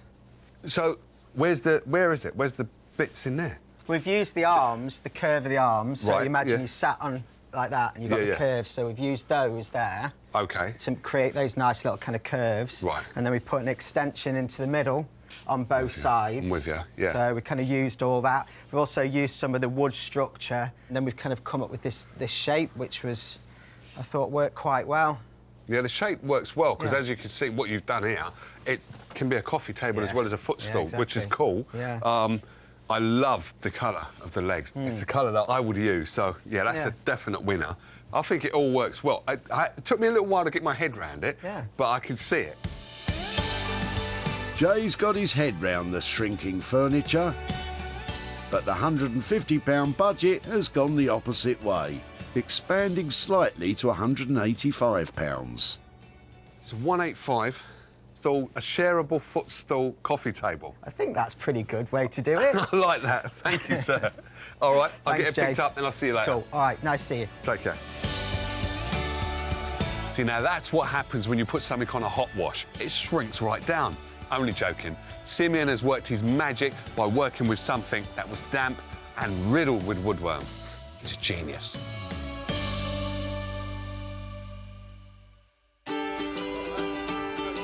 Susan and Albert were dumping their old seats and Jay was happy to lend a hand. Obviously, you're throwing it away, ain't you? Yeah. Yeah? Can I take this away then? Is it all right with you? Yeah. And you might bring along the armchair later on as well. Yeah. With a double haul from the tip, Jay was keen on a high-end makeover, but Simeon had his doubts. I don't think you like it, do you? I just don't know. It's like, you know, when you see something and I'm trying to picture what fabric to put on it and where it would end up. Discovering the chairs were rotten convinced Simeon that the best plan was to salvage what he could and make a stylish footstool instead. And after being advertised online, it was sold to a furniture retailer in Renfrewshire, and owner Lorna was delighted with her purchase. I absolutely love this piece. It's very, very contemporary. It's been upcycled, which is great, and I can see it in lots of my clients' homes. Unfortunately, Susan and Albert were unable to meet me again, but I have a fantastic £50 profit that I'll be sending on to them. It cost £185 to make the footstool. It was sold for £235, leaving Susan and Albert with a profit of £50. Jay transformed some old garden pots into a bug hotel. Guy turned the industrial tools into an elegant lamp, and Simeon rescued parts of the suite to create a stylish footstool. Guy and Simeon have pushed the boundaries to make my tip finds great again. So that's 3 items that were at the end of their road have been rejuvenated into funky furniture. I always knew they had potential.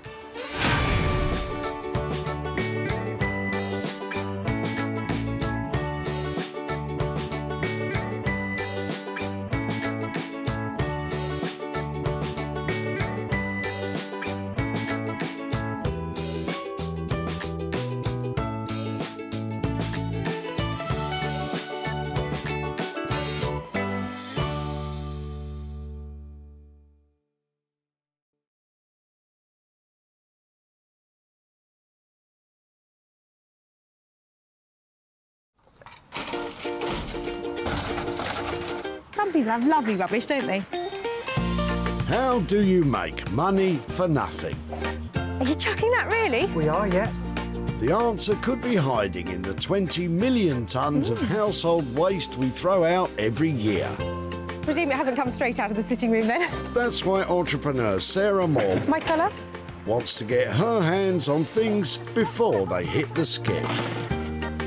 I'm a passionate buyer, maker and user of old stuff, and I've turned that passion into a money-making business. I make new stuff out of old stuff, and I sell it for a profit. And with some of the country's elite designers and makers. What do you think? I think it's beautiful. Is that it? Yep. She can transform her finds into desirable, Absolutely amazing. valuable, Goodness, I love it. and let's hope, saleable items. Oh, my word.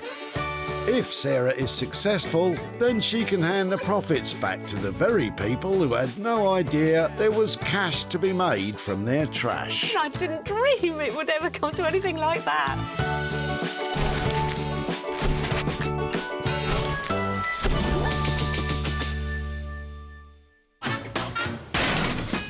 At the Dunbar Recycling Centre in East Lothian, the good people of Scotland have been clearing their attics, gutting their sheds, and Sarah Moore is here to save the good stuff before it's crushed. It's woman versus machine. I am not letting anything get crushed by that thing that I think I can turn a profit on. Sarah's not messing about. What else are you dropping off? She's determined to find 3 items of no considerable value and transform them into things of considerable value. Does that make sense? Somebody's going to have something good in a minute. But if you at home are thinking of taking things away from your local recycling centre, hold your horses. Sarah had to get special permission to do what she does. What can you do with a fish tank? Put fish in it? Oh, unless there used to be fish in it. My condolences. Oh, look out. Kelvin's got something that might give you some ideas. Hello there. Hi there. Right. Oh, can I trouble you for a quick chat about your rubbish? Is that your chimney pot? It is. Has this come off your house? It has, yeah. We had the roof done last year. OK. Do you know how old the house is or how old this pot would have been? 1880 was the... So it's likely to be that age, yeah. Isn't it beautiful? Kelvin's chimney pot is beautiful, yes. But since the introduction of gas central heating in the 1970s, most chimneys have been rendered redundant. There's going to be a fillet full of soil and A garden feature? Yeah. Now, as you say, loads of people use them to plant their strawberries in or that kind of thing. It would be challenging to try and do something else with it, so I'd love to give it a go. Mm-hmm. If I manage to think of something, can I come and show you what I've done with it? Sure. Brilliant. Well, thank you very much. It's fiendishly heavy, probably, isn't it? Yep. Yeah, Wouldn't mind a excellent. handout. A hand would be really helpful, thank you. OK. Sarah's got herself a great big chimney pot to work on. What were your ideas for it again, Kelvin? No, originally we were going to plant it up and put flowers or strawberries in it or something, but just never got round to doing that, so I haven't a clue what she's going to do with it. I am a massive fan of architectural salvage. Anything like this that has stood outside for 100+ years, you've got to love it, haven't you? It's beautiful, and this is a great scale and it's in great condition. Chuffed to bits that this has turned up. And Sarah's got just a maker in mind to take it on. Artist blacksmith Bex Simon is a master at manipulating metal into high-end furniture and bespoke metalwork commissions. Together with husband Dave, this dynamic duo relish each new challenge and go at it, hammer and tongs. We like texture, sort of flowing lines. I mean, there was a lot of Art Nouveau inspiration and stuff. Yeah, well, you came from a very Art Nouveau background, and over the years it's developed. It's a bit more... I don't know, what's the word? Unique. Unique. Bex and Dave are definitely maestros of metal, but chimney pots, this could be a challenge.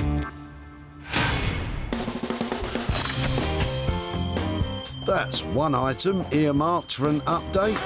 Sarah needs to find 2 more from the bounty in people's boots. Or sunroofs. Well, that's one way to do it, isn't it? Looks like the car's got antlers. Dear, oh dear. Now that's more like it. Raymond has chosen the sensible option and put his rubbish on the back seat. But is it something Sarah will see potential in? Hello there. Hi. Oh, hi, I'm Sarah. How are you doing? Hi, my name's Raymond. Hello, Raymond. What have you got here then, Raymond? Well, this was a friend of ours it belonged to, and she hasn't got in the room. OK. So she really liked it too. Yeah. Raymond acquired this old wooden trunk from a friend. She wanted to do a project on it, you know, maybe something like yourself. Oh, fantastic. And had intended to renovate it herself.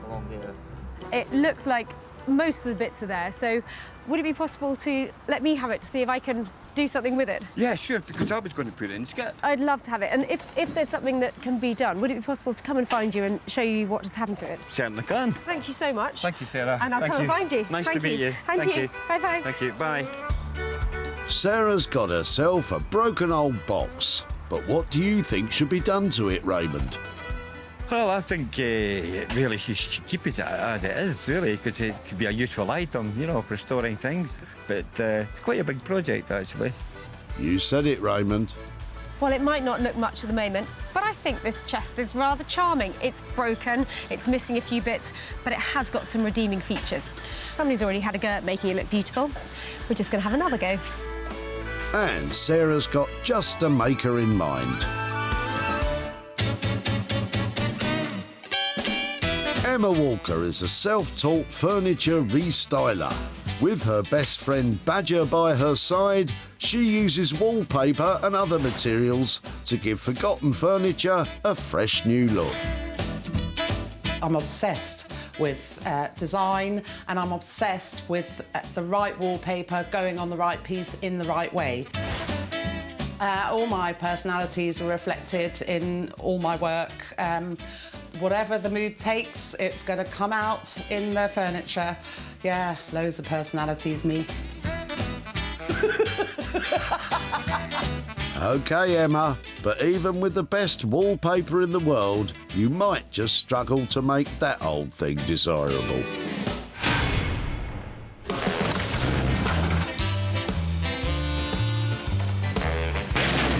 That's 2 items set aside, but the day's not done yet. Sarah still needs to find something she can work on herself. And round about here, if you snooze, you lose. No rest for the wicked. Well, if you change your mind, then Bill might have just the thing. Hi, I'm Sarah. Hi there. Hi, pleased to meet you. Bill. Bill. Hi there, Bill. Giving up on the bed then? Yes, I'm selling my cottage in a village not far from here. OK. And unfortunately, it's surplus to requirements now. When did you buy it?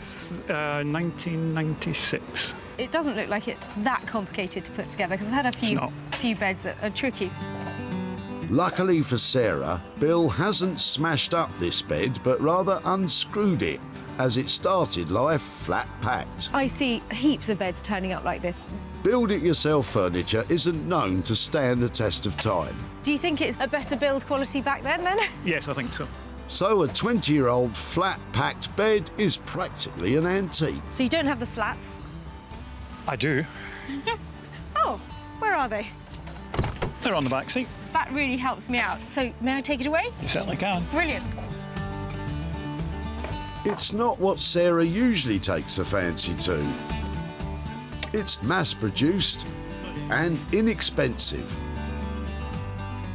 Thank you ever so much. I'll come and find you in Great East stuff. Horsley. Look forward to it. Yeah, brilliant. Thanks a lot. Bye-bye. Bye-bye. But what does Bill think Sarah will do? I've got no idea what she's going to do with it, but if it gets another life, I'll be more than happy.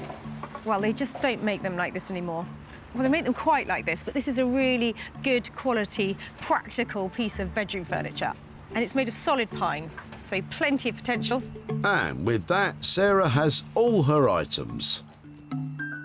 Bex and Dave will get the home fires burning for the chimney. Emma will paste on some profit to the trunk. And Sarah will get the Allen keys out to tackle the bed. I hope it comes with instructions. Well, things might be cooling off here at Dunbar, but I've got some hot stuff to take away. Let the fun begin.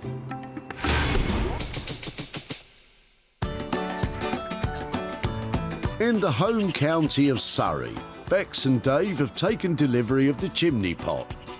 So, First impressions, Bex? well, I think looking at it, whatever we do with it, it's something for outdoors. Outdoors, you say. Can you elaborate? It's sort of an outdoory thing. Well, that clears that up then.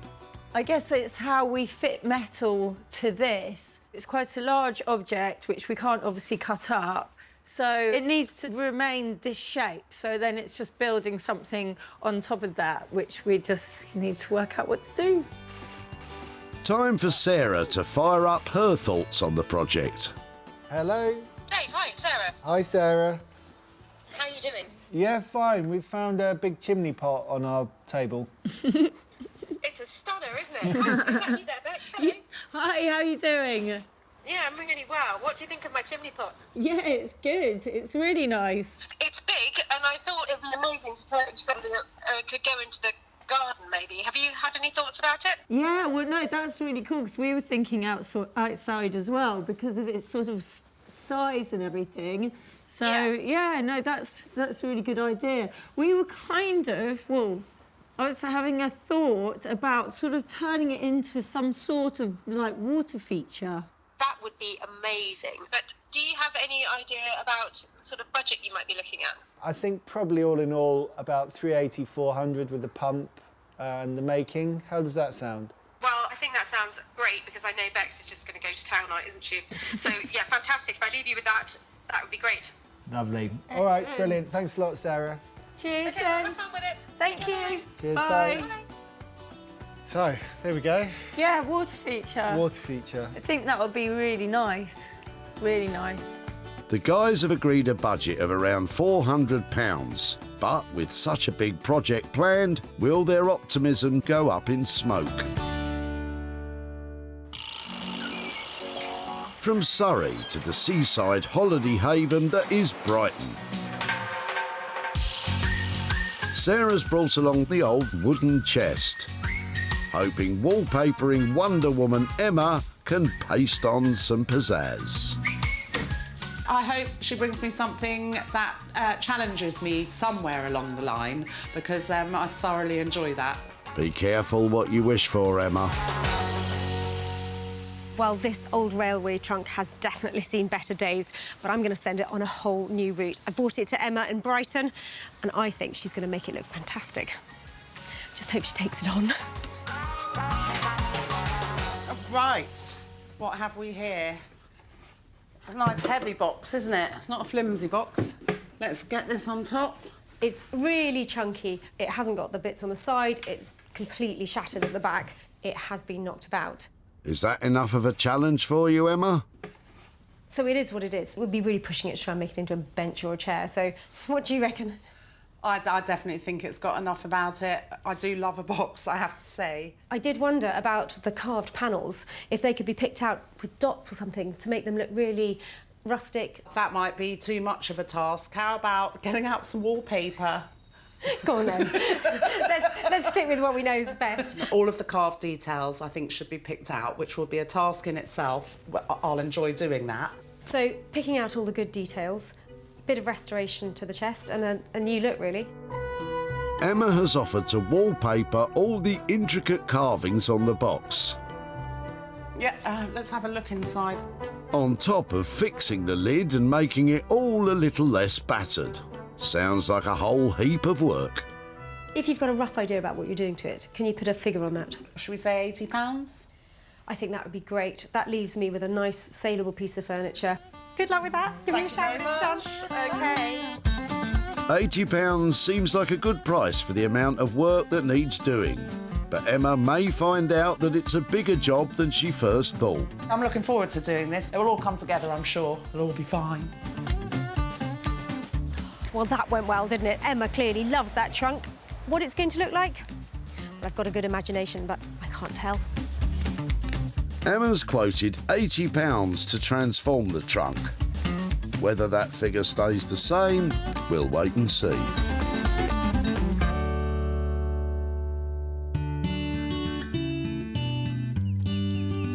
In the charming Sussex countryside, Sarah's at home in her workshop with a bed that needs to be saved. What was it about orange pine that we loved so much? I mean, look at it. It looks like it's been on a cruise. But this bed, back in the day, everybody would have had one. There'd have been hundreds, thousands of them in bedrooms. Just after you got rid of your futon, you got one of these. But today, it just doesn't cut the mustard. It's not luxurious, it's not comfortable, and it's not plump. And this bed is ripe for a makeover. If I can reposition it and make it look like something that's just come out of a catalogue, then I've got a fair chance of selling it. Just come out of a catalogue. Setting high standards today, Sarah. Good luck. What's the plan? So I'm going to use this fantastic solid wood frame as a structure to make a new, bigger, better bed. I'm going to pad it, I'm going to clad it, and I'm going to give it a beautiful glossy fabric. Quite the to-do list, Sarah. Where do you begin? First job, time to create a whole new silhouette for the headboard.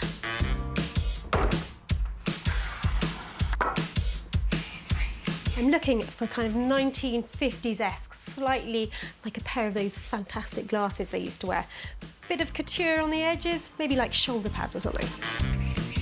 Looks like we'll be journeying from the 50s to the 80s on this project. So when I take the tracing paper off, hopefully there'll be a little faint line that I can cut around That should do it. With the new shape drawn out, it is time for Sarah to cut it out. No pressure, Right. Still hate using a jigsaw. but you use it so well, Sarah.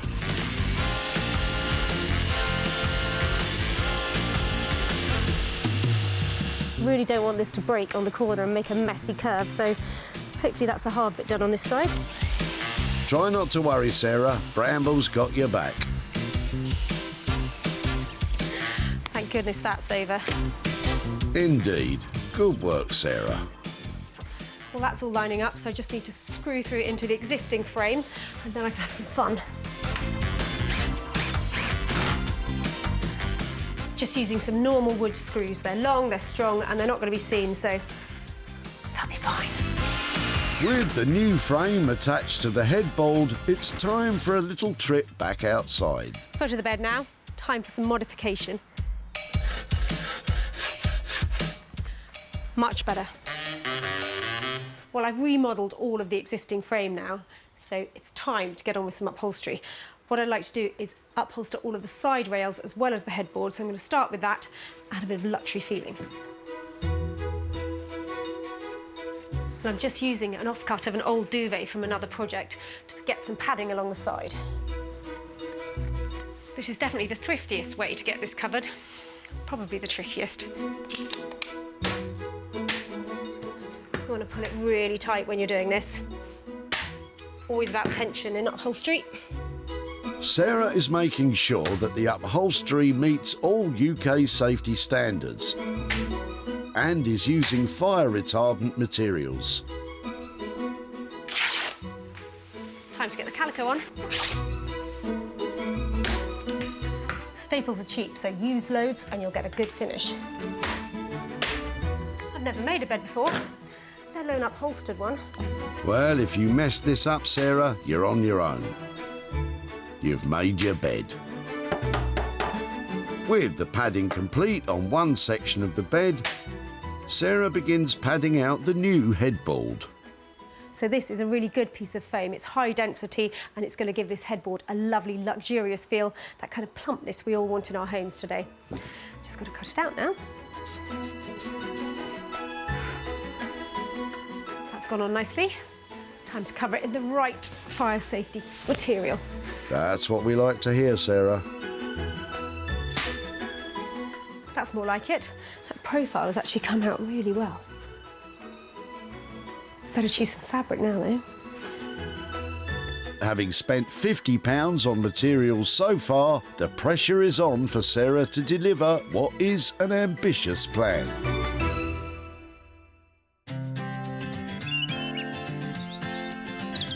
In Surrey, Bex and Dave are hot to trot with the old chimney. So, ideas. You know, we've got the height, and I think we're looking at doing a dish, aren't we? Yeah, some sort of dish thing that will contain whatever we make. And you were saying about having a spill go down. There, actually, look. Oh, it's already done. Like, say, this sort of size. Yeah. And if we had it all, you know, put it under the power hammer so it's all frilly looking. And so the water comes down. Obviously, we need a trough type thing here. Time to break out the chalk. The pump's going to sit in here somewhere. Then there's going to be a tube coming straight up through the bowl, all the way up to the top. And then the water's going to follow down. Well, we'll do some. This stuff, and then over the edge. Sounds good. I like it. Good man, Dave. Let's get cracking. Dave grabs the metal that will be shaped by Bex and positioned on top of the chimney pot. So I'm just using this dustbin lid as a template for cutting out the basin bit of the bird bath. I'm just going to get the fire going because we're going to forge out the dish for the water feature. The age-old art of forging is to make or shape a metal object by adding heat to it. before giving it a good old hammering. But first, you need the object. I'm just going to grind off the slag here, so you've got a nice crisp edge for forging.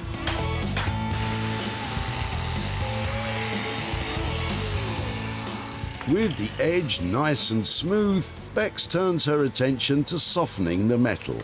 I'm just going to heat up that edge and then put it under the power hammer, forge that bit, and then just go around, you know, cooling down some bits and heating up the next bit. When you pound it with the hammer, the heat travels around. It gets very hot holding it. In the meantime, Dave is fabricating a base for the structure. This will add extra stability to the chimney and house the pump and other materials that will make the water feature functional. Just love the way metal moves when you heat it and hammer it. I mean, you know, this is totally freestyling, but it's just lovely. Really nice. Bex's passion for metal is matched only by, well, Dave's passion for metal. How's things going, Dave? So I've cut out the base of the trough. So I'm going to roll some rings and weld the rings on the side to create the trough. And then I just need to tidy this up as well. So should we have a look at how we're going to put this together? OK. We need this to fix securely onto this base. Yeah. So I'm thinking either we do some prongs that it just slots over, yep, or roll a ring that it will slot into. That's going to go in the middle. Yep. There. Then I'm going to roll the rings around the edges here to create the trough. And then your bit. I've just put the frill on. And then we're going to have the thing up here. The surprise. About, what, that high? Yeah. Something like that. And then we're going to have water down here, off here, into there, into the stones. Yep. It's nice. It's looking great. There's a bit left to do on it. Yeah, just a bit, as always. OK, guys, we can take a hint. We shall leave you to it. Good luck. I think you're going to need it.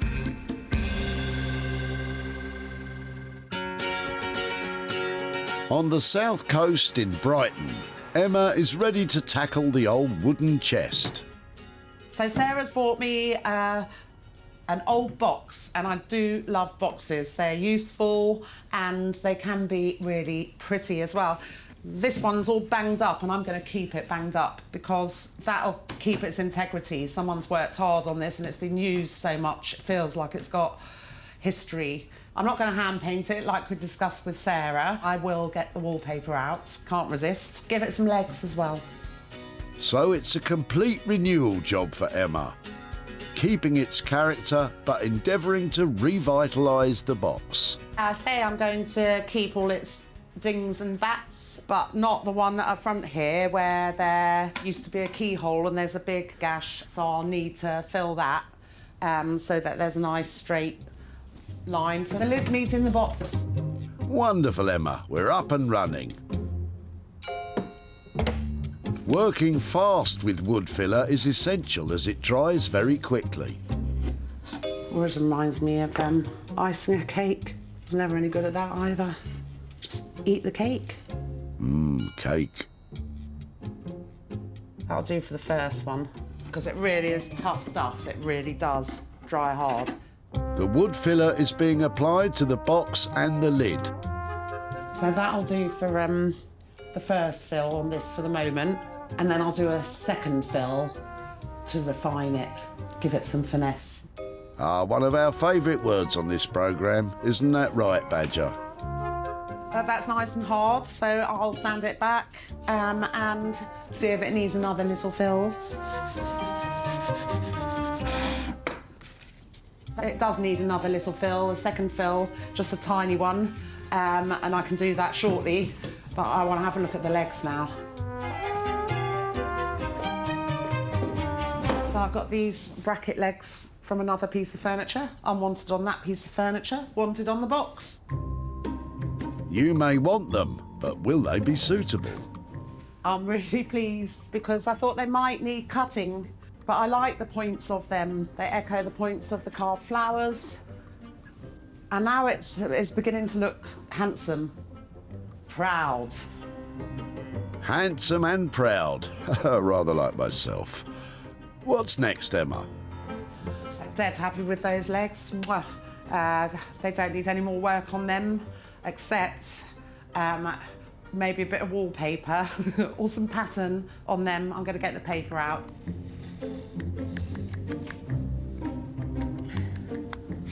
Get rid of the air bubbles. With the air released, Emma takes the box outside to focus on the design. So usually I'd prep a piece, but I'm not really going to prep this. I'm just going to give it some homemade chalk paint and see what happens, because I want all this to be evident. It's not going to stay like this. I just want to do layers and layers of washes in the same sort of tones of stone with a hint of green, so I can build up and it will have a nice patina, or patina, as some people say. And that, for me, takes just layers of a bit of experimenting and layers of washes and some varnishes in between, and we'll see how it goes. That's quite a lot of work you're talking about there. And all for £80. That will be some achievement. At home in her workshop, Sarah is putting the finishing touches to her revamped bed. So the bed's all together now, and it's got a really strong look. Just hope it's one that somebody likes. When discovered, this flat-pack bed had reached its final resting place.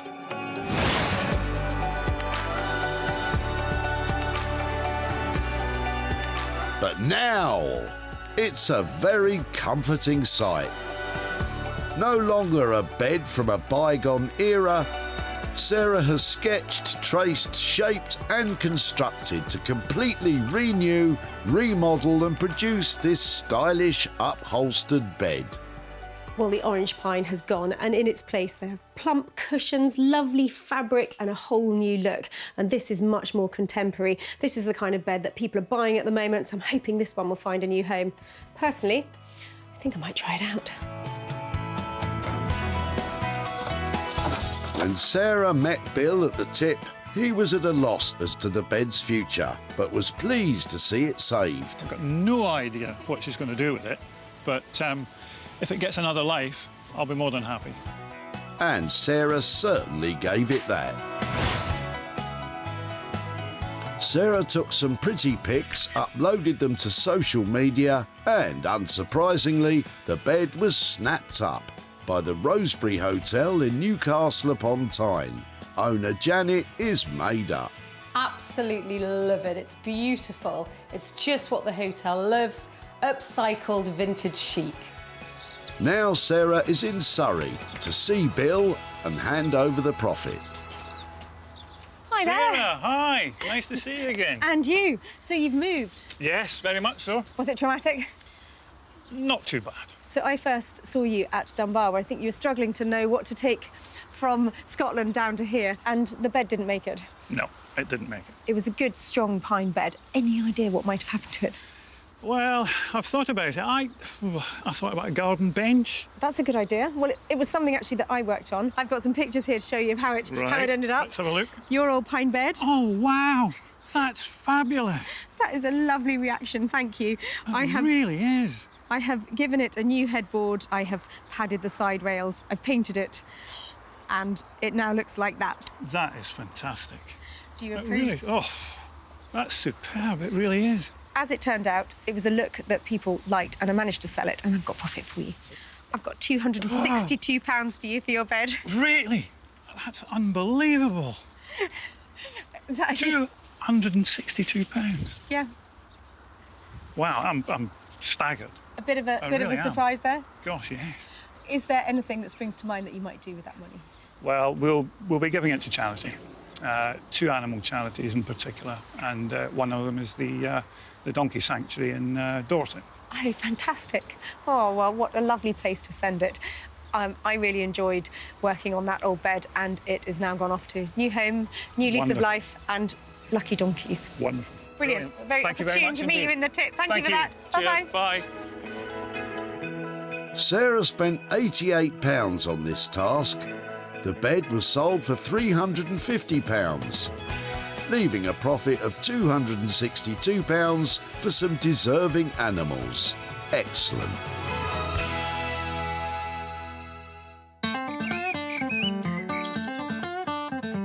In Surrey, Sarah is on her way to see Bex and Dave to find out how they've got on with the chimney pot. I think she'll like this. Yeah, it's It's fun. It is fun. It's a fun piece. We've done something that suits the chimney pot. I'm hoping that she will like it. Well, what on earth do you do with a chimney pot? They're famously difficult to repurpose. So, of course, I sent it to Bex and Dave. I left them with a healthy budget and the idea of making a water feature. Let's go and find out what they've done. After many decades serving many families, the burning question was, what could possibly be done with this? Well, as it turns out, quite a lot. After years dealing with tremendous heat, this chimney now has a rather cooler purpose as a fun and funky water feature. The old chimney forms the centrepiece of the new functioning fountain. While it may be a quirky thing, Bex and Dave's mastery of metalwork is clear for all to see. The water feature has been tested and meets all UK electrical safety standards. It's a fun thing, but will it put a smile on Sarah's face? Hello. Oh, guys. Oh, look at what you've done there. How are you doing? Fine, how are you? Yeah, really well, really well. See you. You've been busy then? Yeah. Who came up with that idea? Well, it's sort of a mixture. It was her. Okay, I knew it was her, I could tell. It's unusual. Because we used to live top floor flat in London. Yeah. This is pretty much our sort of scenery. And so, we thought it's a rainy day in London. It's a torrential day. I like the fact it's so quirky. I mean, really clever to introduce the brickwork, the aerial, the birds. I thought it might be something organic and sculptural and really quite smart that would go into a garden. That's just fun, isn't it? Lots of fun, but also lots of work. How did we do with the budget? So we had the galvanising costs, they were quite high. We were hoping to source some bits, but we ended up having to make the whole lot.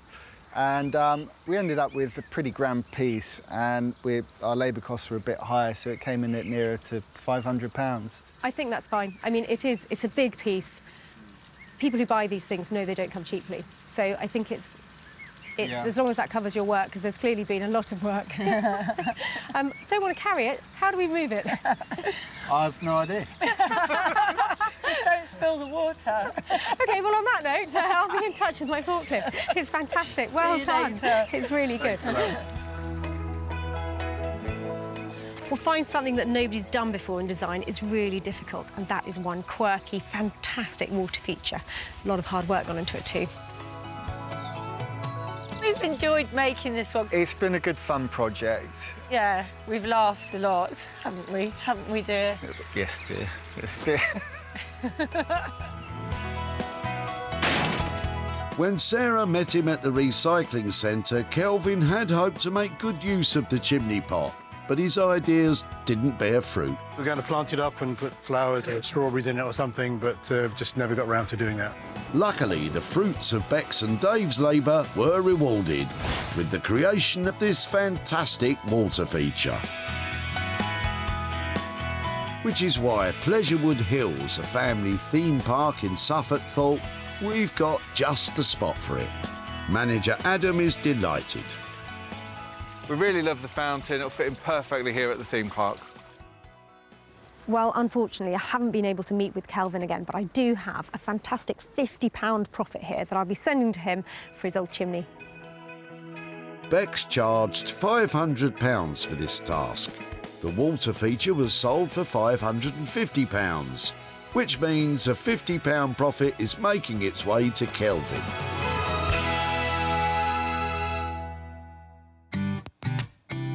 In Brighton, Emma's finishing her work on the old wooden chest and is waiting for Sarah to arrive. I really want Sarah to like this because it was a banged up old chest. It still is, but with hopefully with a bit of charm. Well, it's a really dull day, but I'm hoping Emma is going to brighten it up. She took on that chest project, which was tricky to say the least. I'm hoping it's gone well. Let's go and see. It was a dilapidated box that Sarah left Emma to work on, with bits of it hanging off left, right and centre. It would take more than a covering of wonderful wallpaper to sort this one out. The challenge was to turn this into something delightful and desirable.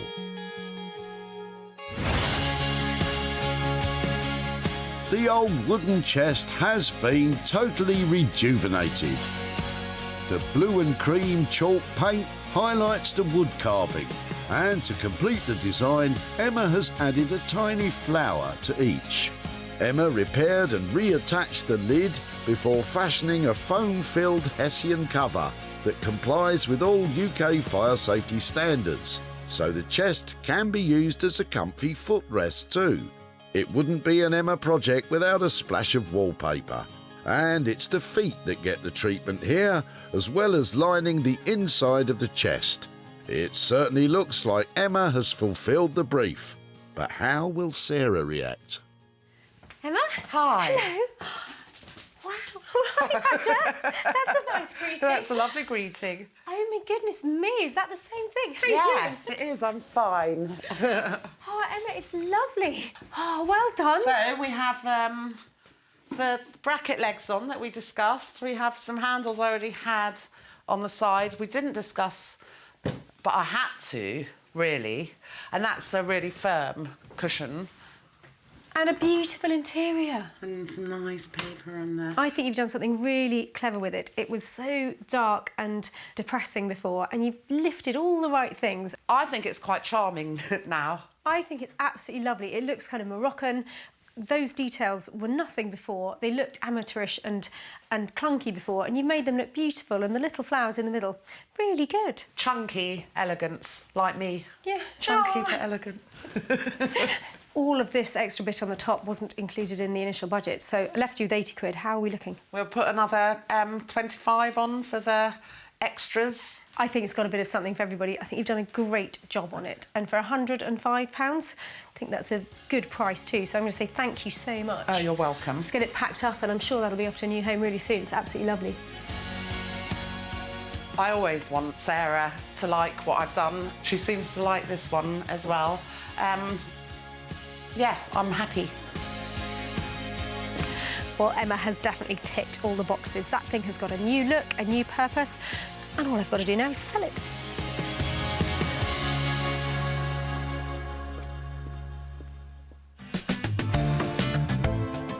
Raymond was trashing his old trunk, but Sarah wanted to give it one more chance. Could be a useful item, you know, it's quite a big project actually. It headed south for some TLC, and in Emma's skilled hands, it went from grimy to gorgeous. After being advertised for sale online, the chest was sold. And now Sarah is back in Dunbar to show Raymond how things turned out. Oh, hello, Sarah. Raymond, lovely to see you. Goodness. How are you? Not seen you for a wee while. Well, you look like you've undergone a slight transformation of your own. Yeah, I know. This is the last time I've seen you. It was just the moustache, now it's the beard. Talking of transformations, I took your trunk down to Brighton to somebody who did have time to do something to it, to a lovely lady called Emma, and I've got pictures here to show you. Oh, this is going to be exciting. OK, well, I'll put you out of your suspense, because it now looks... Oh, my goodness. ...like that. Wow. So, what she did to it was put that lovely soft top on it so it can be used in a bedroom to sit on. She's painted it blue. She's made fabric especially for it. And beautiful. Can I have it back, please? To think it was going in the skip. Well, I'm really pleased it was saved because somebody has actually bought it. It's going to be loved and cherished, and I've got the profit for you. I've got £115 here. Oh, wow. For your old trunk. Wow, wonderful. Thank you kindly. Do you have any idea what you might spend it on? This money will go to the future vet bills. Right. How many furry friends have you got? We've got a dog and we've got 3 cats. OK. Yeah. And they do need looking after, don't they? Certainly do, yeah. And this goes really well for the cats and dogs. Well, that's fantastic news, and I'll tell Emma because she has a little dog called Badger, so she'll be really pleased that that's going to look after your crew. Well, it was lovely to catch up, and thank you so much for letting us have that old box because it could have gone in the skip. It was lovely to see you there. Yeah. Thanks so much. Great, thank you. Great to catch up. up. Thank you very much. Bye-bye. Thank you. Bye-bye, Sarah. Bye. It cost £105 for Emma's work.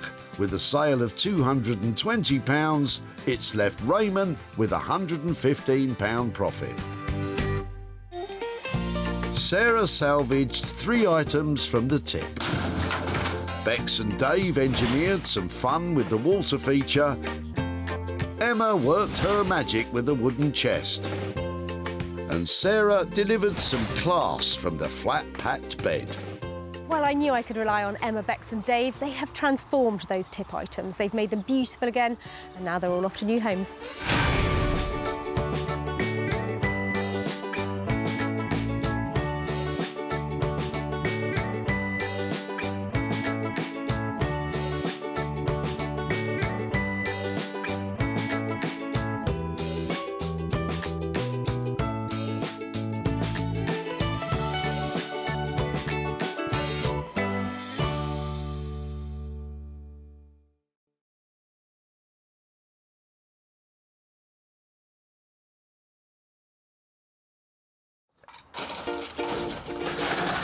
Ooh, this looks interesting. How do you make money for nothing? There's loads of metally goodness in here. The answer could be hiding in the 20 million tonnes of household waste we throw out every year. The moths have been at this, Tony. Yes, they have. That's why entrepreneur E.J. Osborne I like to call this industrial chic. wants to get his hands on things before they hit the skip. I'm a designer and maker with an obsession for getting crafty with cast-offs, and I've turned my passion into a business. I take the old, turn it into the new, and sell it for a profit. And with some of the country's elite designers and makers, It needs to be given some happiness. It does. I don't have a choice, do I? No, This is all you you've brought don't. I'm me. sorry, Neil. he can transform his finds into desirable, That is spectacular! Oh, my goodness! valuable, Can I touch them? touch and feel, and let's hope saleable items. Oh, my goodness! If EJ is successful, he can hand the profits back to the very people who had no idea there was cash to be made from their trash. That's unbelievable! Oh, my goodness!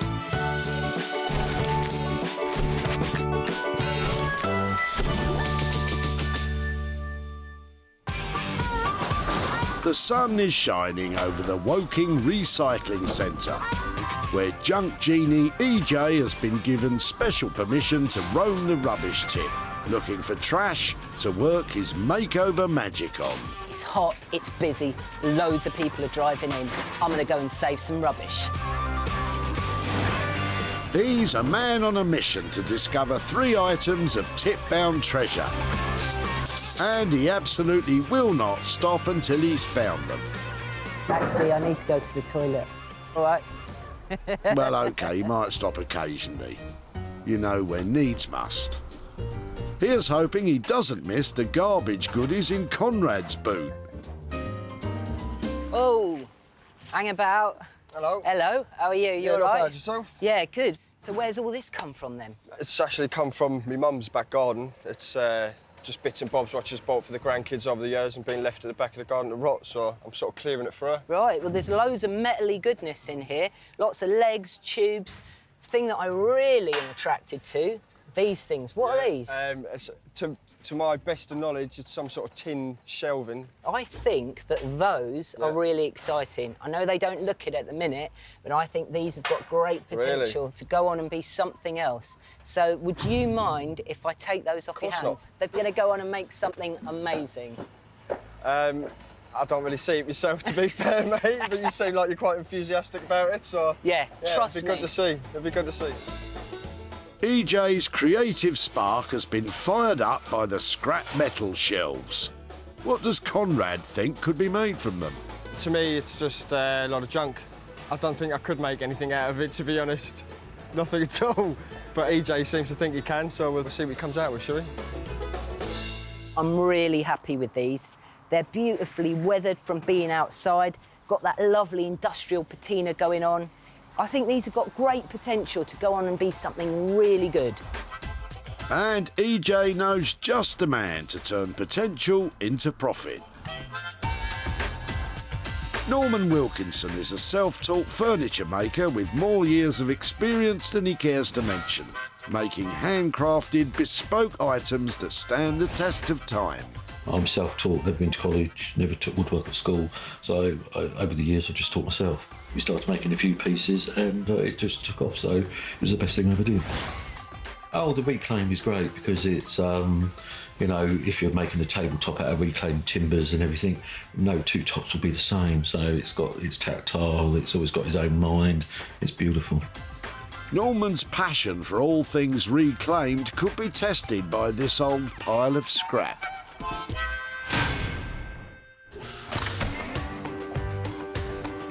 EJ's got his first item, but he still has two more to save from the claws of the crusher.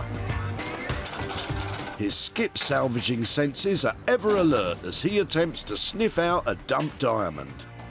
It smells very clean. He's taking that sniffing thing too literally. Yeah, I'll help you get rid of it. Bridget and her husband Graham are chucking out some old furniture. Ooh. Hello, hello, hello. Hello yourself. How are you? You all right? I'm all right myself. Hello, how are you? Too. I'm fine, thank you. So what is going on here?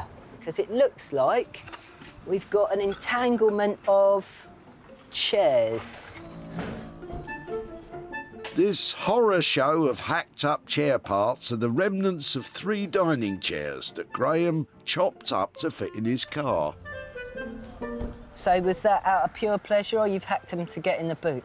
Oh, to get in the boot. Yeah. It didn't give me any pleasure at all. No. I got them when they were perfect condition, the back end of the 70s, I suppose. And if you look at the wood, a lot of it is real mahogany, you know. It's quite graceful, the backrest and the legs and whatever. Yeah. I felt like a real vandal to chuck it out, but unfortunately, I'd no further use, and people don't want this sort of stuff these days. I reckon I can do a lot with them. Yes. So I'm glad I caught you before any more damage was done. Well, here I present you with these 2 arms. Excellent. Another pair of arms. I'm going to carry him off, and I'm going to see you soon. Listen carefully. You made an old man happy. Excellent. Well, I'm glad. So, Graham's a happy chappy. What about Bridget? It's excited to think that something can be done, even though we've sawn them up. And I await, perhaps, to see what can be made of something that just looks impossible. So this big old pile of broken up chairs is a real tragedy. But there's loads of good solid wood here and just enough pieces of the puzzle to reassemble into something good. Although this one is going to be a gamble. EJ's betting he knows the very person to take on this challenge. Sarah Peterson creates one-of-a-kind pieces of furniture. She takes the dreary and drab and makes them funky and fab with her bright and bold designs. Well, I've got quite a varied workload because I don't just do the upholstery side, I do woodwork side too. I'm very lucky that I get to do what I really, really enjoy every single day, so there's not many people that can say that. Let's hope she's still saying that when she sees this lot. EJ salvaged 2 pieces of tip treasure for his crafty creatives. Now he's on the lookout for a piece of trash that he can transform. Peter's helping a friend clear out their garage. Perhaps his boot has potential. Ooh, this looks interesting. Hello. Hi. How are you? You all Yeah, right? I'm fine, thanks, yeah. Right, this looks exciting. What's this? This is a chest of drawers that's been sitting in a garage for many, many years, full of rubbish, really. It looks like things have been living in here. Is that right? Oh, absolutely. Did you disturb some animals? Yeah, this was in a garage. Yeah. The owner had lost the key to the garage. Right. Okay, and she hadn't been in there for some time. So when we actually got into the garage, we found this full of old stuff and absolutely generations of rodents of some kind. Yeah, we didn't see them, but there's a lot of evidence. Yeah, I can see the evidence. Yeah. We can see it too. Fortunately, we can't smell it. But EJ won't allow rodent droppings to put him off. Or the mouldy green covering. So this looks like pine, and at some point somebody's tried to cover it up with all this strange green plastic stuff. And it's minus the drawers. No drawers? When we found it, it had drawers in it, but the drawers were rotten, so we've already dumped the drawers before. I think this could be really useful to somebody like me that makes stuff, you know. So, What, without the drawers? Yeah, without the drawers. Because this is, you know, as it is, this is a really lovely solid shell. Could definitely go on and be something amazing. Do you think I could take this off your hands? With pleasure. Should we try and hoik it out of the boot then? Yeah, sure. EJ's gone and got himself a chest of oh, there's no drawers. And it's not quite a chest either. Never mind. Is Peter excited to see what becomes of whatever it is? It feels great that we've actually managed to find somebody who wants to upcycle it. We've got rid of a lot of stuff. Some of it we've had to dump, some of it we've sold, some of it we've given away as projects. And that one was going to go in the skip. So I know what it looks like. Currently, this box is all chest and no drawers. But underneath all this seaweed-coloured sticky back plastic, I'm certain that there's treasure to be found. It's been a grand day out at the dump. Norman will get to grips with the scrap metal. Sarah will attempt to give the hacked-up chairs a new lease of life, while EJ will try to make something saleable from the chesty thingy. So I'm chuffed with what I've collected. I've managed to save it from being crushed by that thing. Now the hard work starts.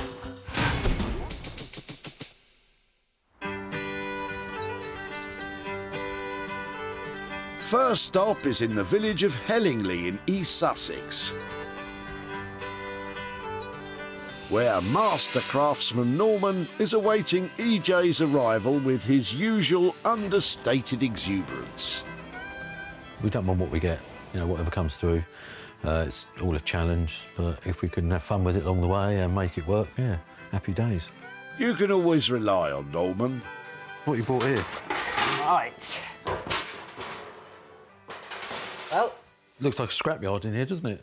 It's beautiful scrap. Norman. Beautiful scrap, is that what you call it? Yeah. OK then, excellent. So, what's your plan for these exciting pieces of whatever they are? Well, what I thought was that they could be shelves or a shelving unit, supplement them with some of your nice bits of wood, keep it industrial. We've got 4 of them, haven't we? So, we could make... what about making 4 side tables? As they say, 4's the magic number. So with these as the top? Use these as the tops, yeah. Yeah. So we would straighten them out. Don't make them too pristine because we are trying to keep the industrial look. If we use reclaimed pine or materials and we make bases out of them. That sounds really good. We'll try and do posh but rustic as well. We have 2 on the famous tapered leg. So we do a very nice tapered leg. Yeah. And the other 2 we could have where we come down with posts, square legs, and with the reclaimed timbers again, we could put a shelf in the bottom, like a pot board. Yeah. So you get 2 one way and 2 the other way. So if someone doesn't like it with the open space, you can have someone who likes it with a pot board. And, so 4 tables, 2 variations. 2 variations, yeah. That is a great idea. We keep the... Obviously, we will clean the tops and age them. I mean, this is beautiful, this one with the rust in it. So you can keep some of that patina then? Oh, yes, we'll keep this. Yeah. This will be absolutely fantastic, it will Great. look. Really cool. I reckon these are going to be good, but cost-wise... It's always down to the money, isn't it? I need to pin you down, Norman. I need to pin you down. It's not just do it, is it? What have you got? We'll do you a really good trade price and we'll look after you. We'll do it for £600 for the 4. Let's do it.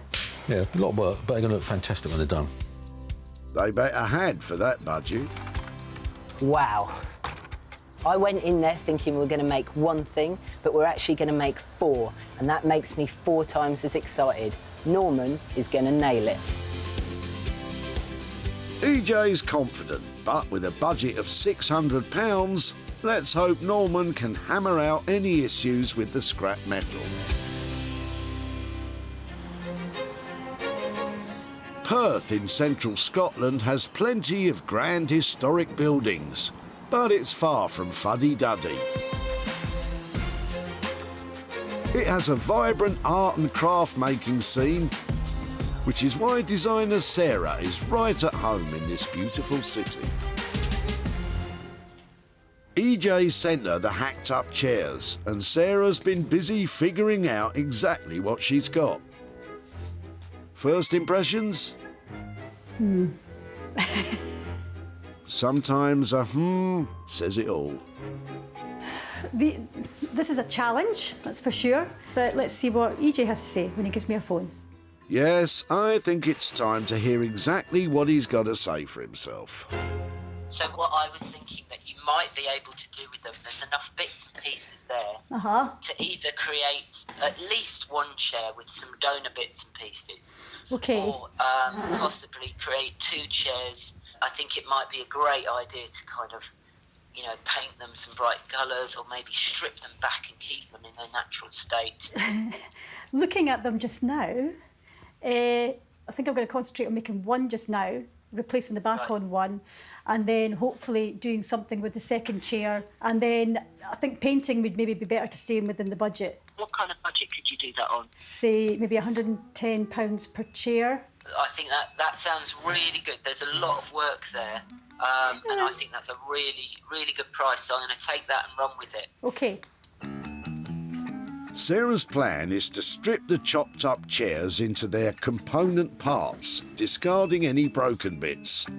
And from what she's got left, try to assemble a chair or 2. Well, I have to first of all remove the seat pad because he's just come off. What I'll do is I'll unpick all this later on and use the actual wooden frame to recover. Then I have to replace the whole back on this one because it just comes off as well. Then I need to take one from here and then basically remove all these parts here and then just replace this whole back onto the new one. Sadly, it's quite tricky because if I hit it too hard or do something silly, the whole chair could break and I could end up with nothing. Ooh, Sarah's going to need all her skills of restoration on this job. Let's get cracking. I hope she doesn't mean that literally. EJ has agreed a budget of £110 per chair. But will he get a pair or a single chair or end up in total despair?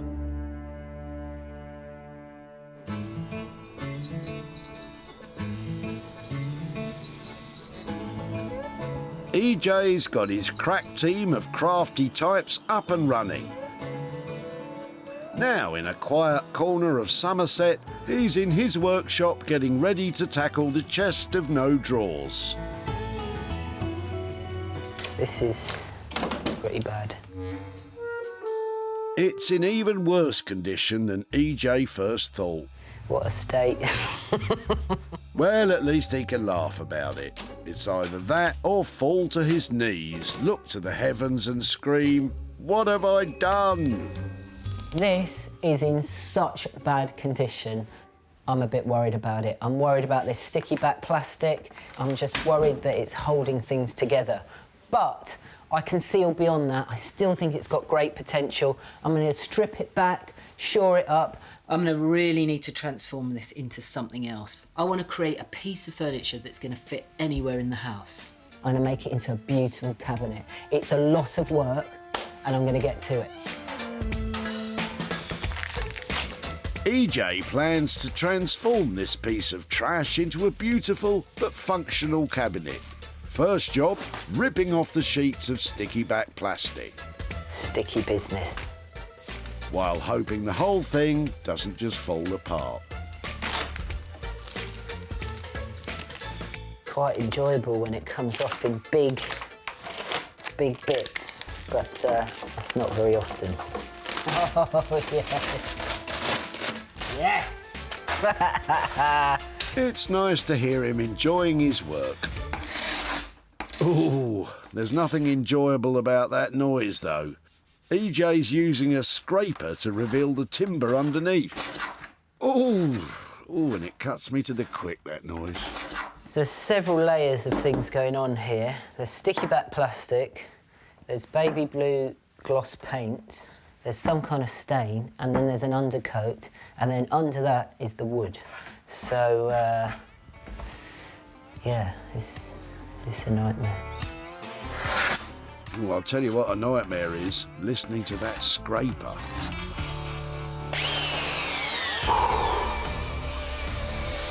Never has the mighty roar of a belt sander been so welcome.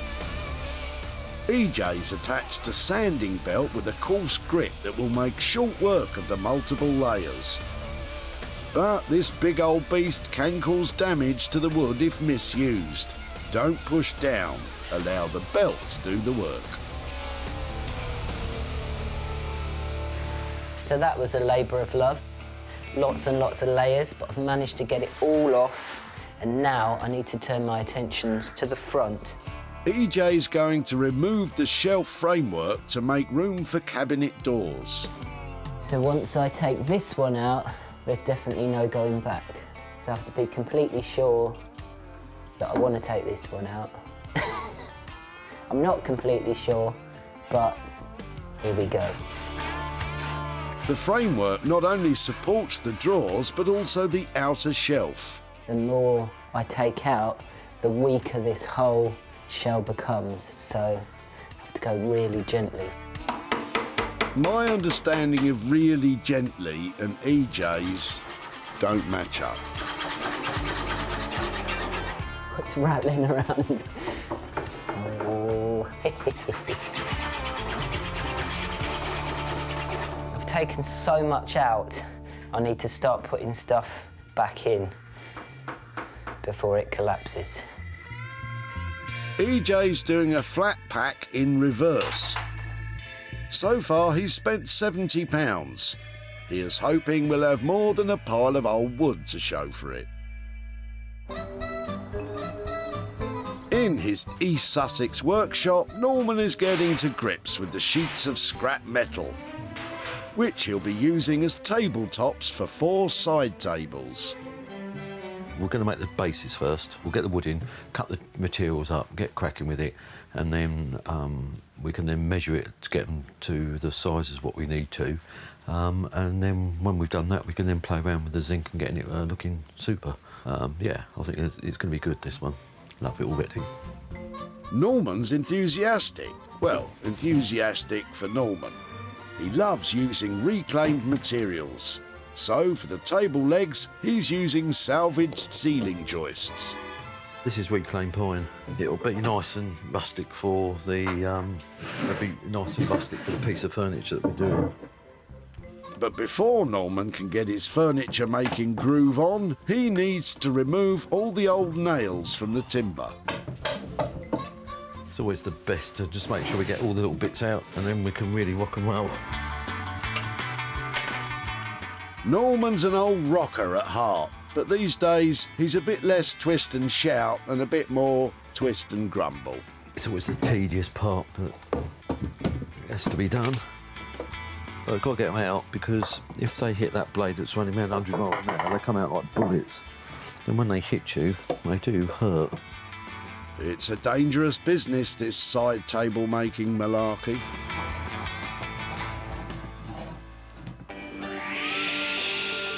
With all the nails removed, it's safe. At least I hope it is, for the wood to be trimmed to the correct width before Norman cuts it to the right length for the legs. All right, so I'm going to cut these to size now. So I'm going to cut all 4 table legs in one go. So I'm going to make them roughly like 32 inches. That's how high we're going to go. It will be perfect. The standard height of manufactured dining and side tables is 30 inches. Norman is making his 32. Will this make the side tables eye-catchingly attractive or overly big eyesores? Norman is crafting what he calls the posh but rustic tapered legs. And, old hand that he isn't even bothering to measure up. Because you've been doing it for a few years, you sort of like get the general gist of how you're going to cut it. So, and if it's not enough, you can always just run it through and take a little bit more off. But I reckon it'd be quite a nice little fine taper. And if it's not, we just carry on until we get it to a fine, nice little taper. We could be ending up with toothpicks here. Norman may love to rock and roll, but no one likes a table that does.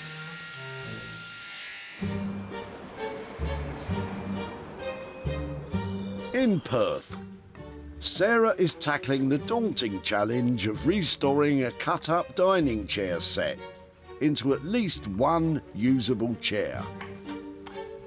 That was the easy bit. I'm just going to get a hammer and knock these bits out, or try and knock these bits out without breaking the actual frame. She's ever so gently trying to remove the broken spindles and supports without causing further damage. This is the tricky bit now. That's okay. Removing the broken supports is a painstakingly delicate task It is coming. Hey.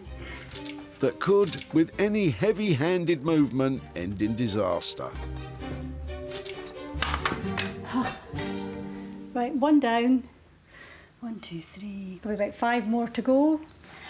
And the frame's actually still in one piece round here, so that's quite good too. The chairs were made using the traditional mortise and tenon method. This is when a tenon tongue is glued into a mortise hole. I've got to chisel this bit of wood out, but I've also got to make sure I don't... Well, I've got to get it out the hole complete. So, yeah, well, anything could go wrong, really. If the tenons are damaged while removing them, we're okay. We're still in business, as Sarah will replace them from her pile of spares. But if the mortise holes of the frame are damaged, well, we've got firewood, basically. It's got to do it kind of gently, so you're not going into this bit here. They are lovely chairs, and they are worth saving, I think. Really well made as well. So, yeah, we'll just have to be sympathetic towards that. It may not look that sympathetic, but Sarah's got to be cruel to be kind. Another option would be to replace the broken bits of wood. But Sarah has a passion for restoring vintage furniture and wants to use as much of the original frames as possible. I love old things that have got a story to tell, if you like, that people might just throw away. You know, they don't see any good in it, but I can, and I can see it's structurally sound. It's worth actually investing a bit of time to make it usable again. It's just, yeah, I just love what I do, basically. Wow, that's in quite deep. This is all good, because I was just worried that I would crack the actual frame. So it's now empty. So I've just got to do the same with these two here. Sarah's got a long restoration road in front of her, but let's hope that when she gets to the end, she'll have something to sit on. It's an all-action upcycling adventure for our craftspeople, and as for EJ, he's ready to unveil his cabinet. This is the very last bit, oiling. It just makes those colours and that grain pop out. So these old chests of drawers have come a really long way, and they are certainly a big transformation. EJ described this vision in green, this chest of no drawers, this sticky back plastic wonder as a nightmare. But now, it's the cabinet that dreams are made of. EJ has replaced the thin wood panel top with a slice of chunky elm, leaving the undulating natural outline of the tree trunk at the front edge. The cabinet has been stained with linseed oil, which gives the surface an attention-grabbing shine. To further enhance the grain of the wood and add a protective coating, it's been finished with beeswax. All of the wood that EJ removed has been reused to shore up the structure, with the original top being used as an internal shelf. The cabinet doors have contrasting geometric patterns which catch the eye and make the natural materials used the star of the show. This was a lot of hard work. It was a real labour of love, but I think it's worth it. It's really paid off. It's a huge cabinet. You could use it in the bedroom, the bathroom, the kitchen, anywhere in the house. I love it. I'm really proud of this one, and I think it's gorgeous. Peter was just about to sling the chest in the skip when EJ spotted its potential. Do you think I could take this off your hands? With pleasure. Should we try and hoik it out of the boot then? Yeah, sure. It feels great that we've actually managed to find somebody who wants to upcycle it. EJ cycled this chest up the way, out the way, in the way, every which way, to create a beautiful cabinet. And it didn't take long for it to make its way to Greenwood's Furniture, an ethically sourced furniture shop in Bristol. Owner Simon is well impressed. Fantastic. It's a nice bit of Waney edge elm on the top, and to have this Waney edge on the front, you're not going to see that in your normal run-of-the-mill high street shop. It's it's fantastic. Now EJ is off to see Peter and hand over the profit. Peter. Oh, hi, good morning. Good to see you. Hello, how are you? Yeah, very well, thanks. Yeah, fine. So the last time I saw you, we were at the recycling centre, and I took from you a chest of drawers with no drawers in it. Yeah. Well, even though it didn't have its drawers, and even though it was covered in all that green plastic, do you remember that? Yeah. I still thought that something could be done, and it was quite interesting. So I took that myself, and I made something pretty good. Do you want to see it? Yeah, sure, yeah. So...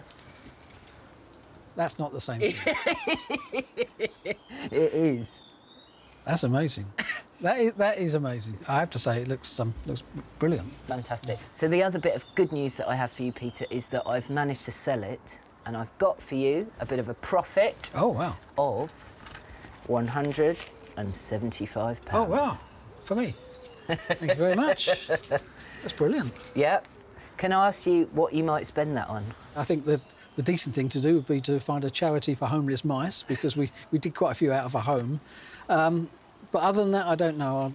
Obviously, I'll have to treat my wife, because she's now heard about it.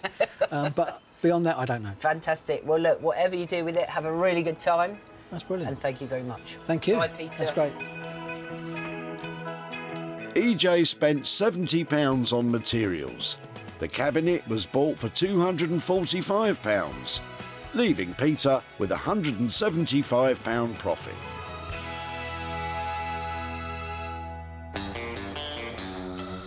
EJ is on his way to see if Norman has been able to transform the scrap metal into side tables. We've put our heart and soul into them like we always do, so I'm hoping he's going to find them fantastic. So, yeah, I think they're quite cool, so, yeah, let's rock and roll. Norman has given this transformation his heart and his soul. So let's strike up the band and, as he likes to say, rock and roll. Oh yeah! Norman has shaked, rattled and rolled the metal panels into 4 tabletops using reclaimed timber for the bases. EJ loved the weather-beaten and battered rusty lustre, and now it's the focal point of the furniture. One pair of tables has extra long tapered legs, which adds elegance to the hard-edged industrial feel of the top. The other pair were given a chunky country-style finish with the wood block shelf and square legs. Has Norman turned heavy metal into a surefire hit? EJ will be the judge of that. Norman? Hello? Hello, mate. You all right? Yeah, you? Oh, my goodness. You're a genius, you are. I like these a lot. They look high-end. I love the fact that you've kept the holes and you've kept the vents and you've celebrated the age. I'm all about celebrating those lovely marks. And we've used reclaimed timbers on the base. We had to put wooden trim round the side, under the tops as well. So we took away all the sharp edges so no one could catch themselves or cut them. So, yeah.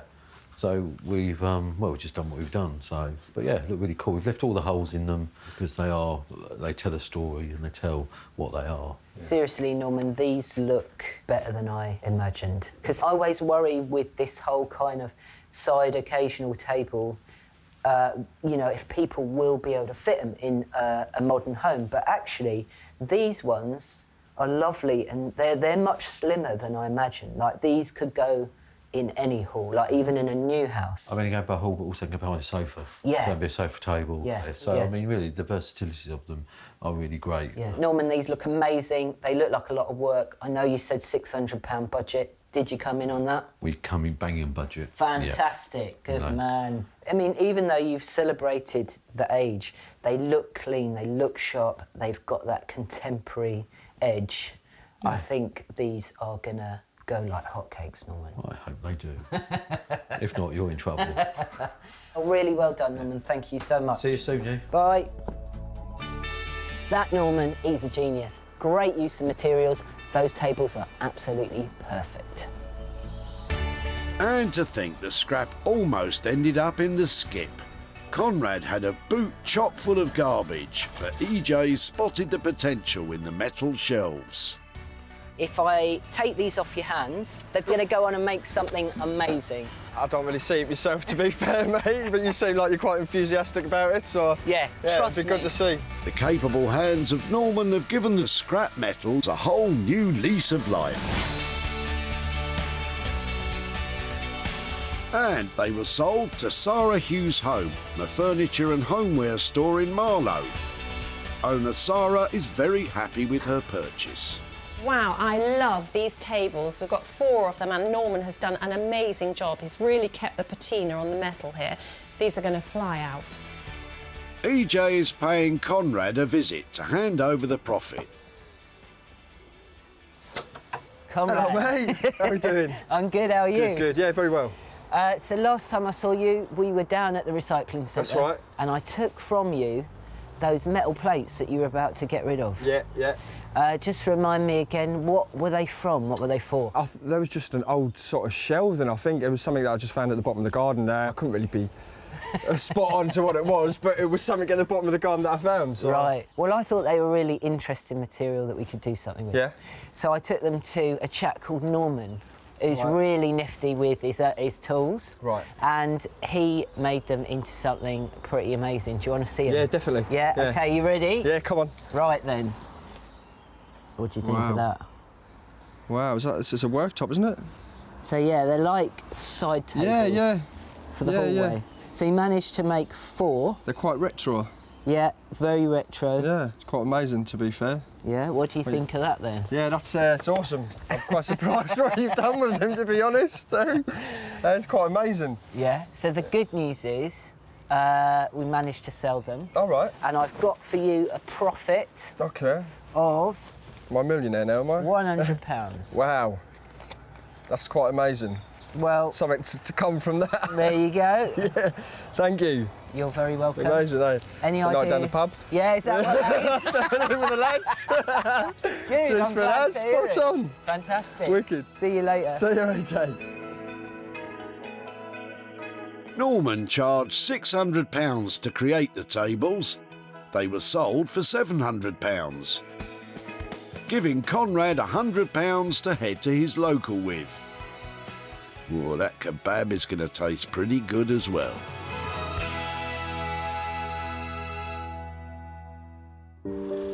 EJ's had 2 salvage success stories. Now he's on his way to Sarah's to see if it's 3 out of 3. When I first got the chairs, I thought I was going to cry. And I did manage to do something. I'm just hoping that EJ is going to be really happy with what I did actually manage to achieve. These chopped-up chairs were being slung in a skip before EJ saved them. Has Sarah managed to give them a new lease of life? She's not only restored them to their former glory, she's reinvigorated them with a bold two-tone design. Sarah sanded away the dark stain to reveal the natural colour of the wood. She used an eggshell black paint to add contrast and highlight the smooth curves of the armrests. The seats have been completely re-upholstered and finished with a neutral speckled fabric, which meet all UK fire safety standards. Sarah has worked wonders, but what will the boss make of the transformation? Sarah, hello. EJ. Oh my goodness! This is amazing. You have made 2 stunning chairs. Thank you. I'm quite happy with them. This was a pile of sticks. How on earth did you take that and make these 2 amazing chairs? There was probably about maybe 2.5 chairs, 2 that were nearly complete and then bits of another. So I had to put a new back on one of these. I used a bit of the back of a separate chair and basically reapplied it. And the other chair was actually quite complete, apart from the arms had been cut off, so it then had the arms reattached. Right. And so there's a few kind of joins and things, but that's where the kind of paint effects come in, because they all kind of help to cover all those flaws up. But which one was sawn off? I've done such a good job. Yeah, I can't tell. You cannot no, see I think it was this one, so you can just see a very fine line. So the design, the paint job has come in with the design of further hiding that. Yeah. You'd never know. I can see why you wanted to save them, because they are such a beautiful design and such a beautiful look. Absolutely. Now they've been finished. Absolutely. So The budget was 110 per chair. Did you manage to come in on that? I went slightly over. They've gone to 125 per chair. Okay. I think that is, you know, extremely forgivable. They're just stunning. They're beautiful. Okay. It's a job well done. well done. Bye. So it started to tip it down out here, but nothing can dampen my spirits after seeing what Sarah's done with those chairs. Now all we'll have to do is sell them. At the dump, Bridget and Graham were overjoyed that EJ wanted to take away their broken-up chairs. Listen carefully. You made an old man happy. Excellent. Well, I'm glad. Quite excited to think that something can be done, even though we've sawn them up. There's always something that can be done when you have Sarah's skills. And it wasn't long before the chairs were snapped up by a private buyer. Now EJ is about to visit Bridget and Graham to hand over some cash. Bridget! Hello! Hello, how are you? Very well. And Graham, how are you? You again. I'm very pleased to see you, and I'm well, thank you. So the last time I saw you was at the recycling centre. Yes, indeed. And you had lots of chairs that were all chopped and hacked and sawed up. And I took those off you. And I took them to a lovely lady up in Scotland called Sarah. And she put them all back together and did truly amazing things. Would you like to see them? Only if you insist. You ready? It's quite a transformation. OK. So... Oh, my word. Wow. That is incredible. Oh, that was a major error to get rid of them. They're lovely, aren't they? They're too lovely now, aren't they? So she made, out of all those bits, a pair of chairs. Yes. I know. Look at that. Yes. Yeah. Well, the good news is we did manage to sell them. Really? And I've got some money for you. And that is... No. A profit of £100. Goodness gracious. I noticed £100? You've given it to my wife, but that's par for the course, isn't it? Oh, how lovely. That is fantastic. This is the very last outcome we could have ever expected at the dump. Well, when we first met No. you, this is astonishing, isn't it? It is. Well, you're very welcome. Do you have any idea what you might spend that on? Well, I'm in charge of our church Christmas fair. Fantastic. And I'm going to put this in as a help towards the Christmas fair. Fantastic. That's an amazing That's rather cause. a shame, because I thought we might push the boat out, but I'm afraid that's been condemned. Oh, well, look, maybe No, you will have this is- fun at the Christmas fair, Graham. Well, may I just say that I'm astonished at what you've shown me, and it's nice, and I presume they'll go to some happy recipient who will enjoy using it. I think they definitely will. Well said, Graham. Sarah charged £250 to restore the chairs. They were sold for £350, leaving Graham and Bridget with £100 profit.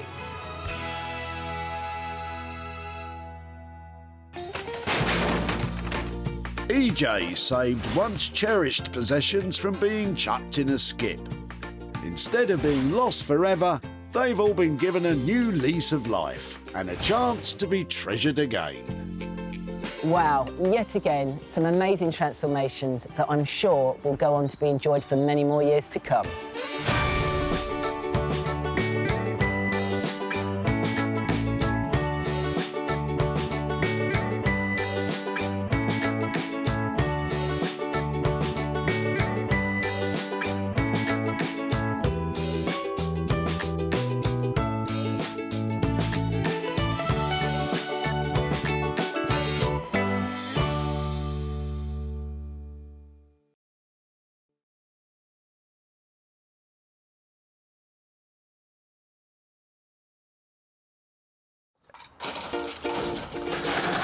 Ooh, this looks interesting. How do you make money for nothing? There's loads of metally goodness in here.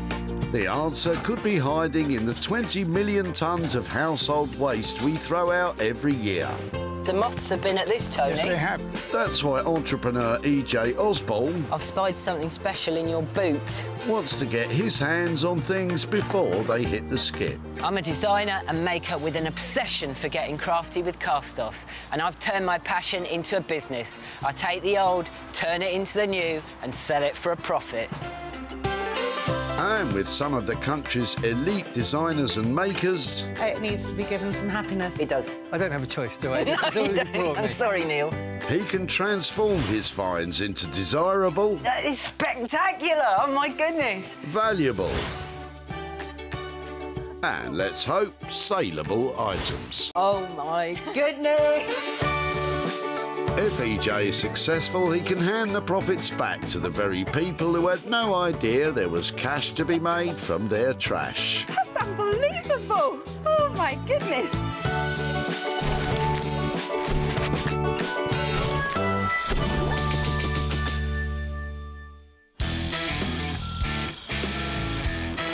Welcome to the Woking Recycling Centre in Surrey,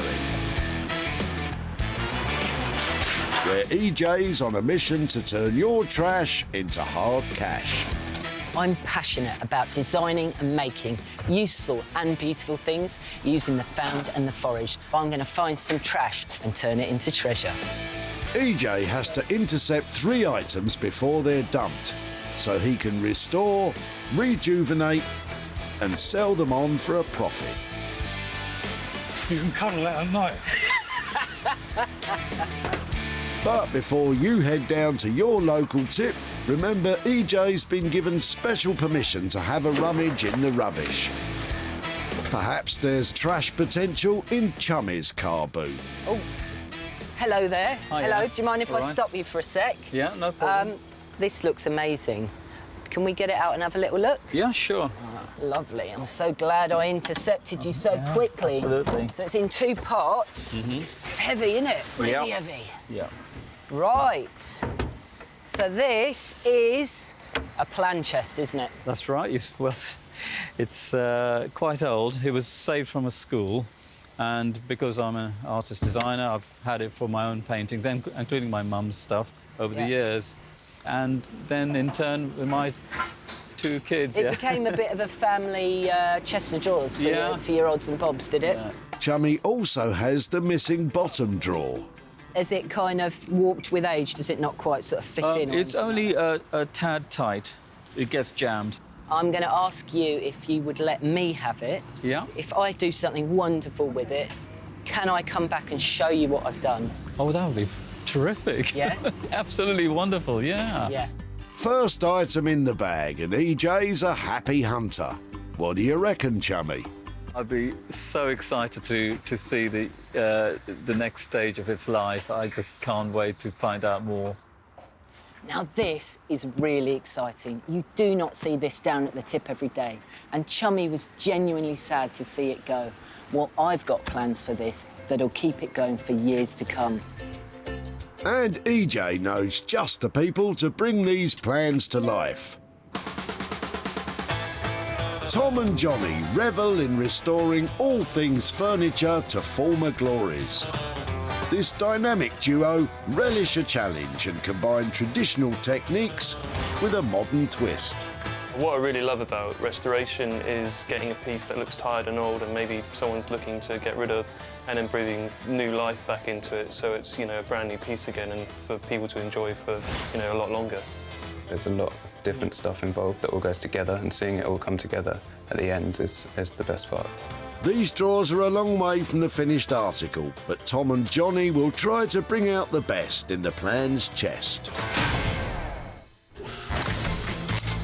EJ's found one item and he's beginning to think everything is coming up roses. Are they for me? But he needs to stay eagle-eyed and ever vigilant if he wants to save more tipped treasures from the Crusher's merciless claws.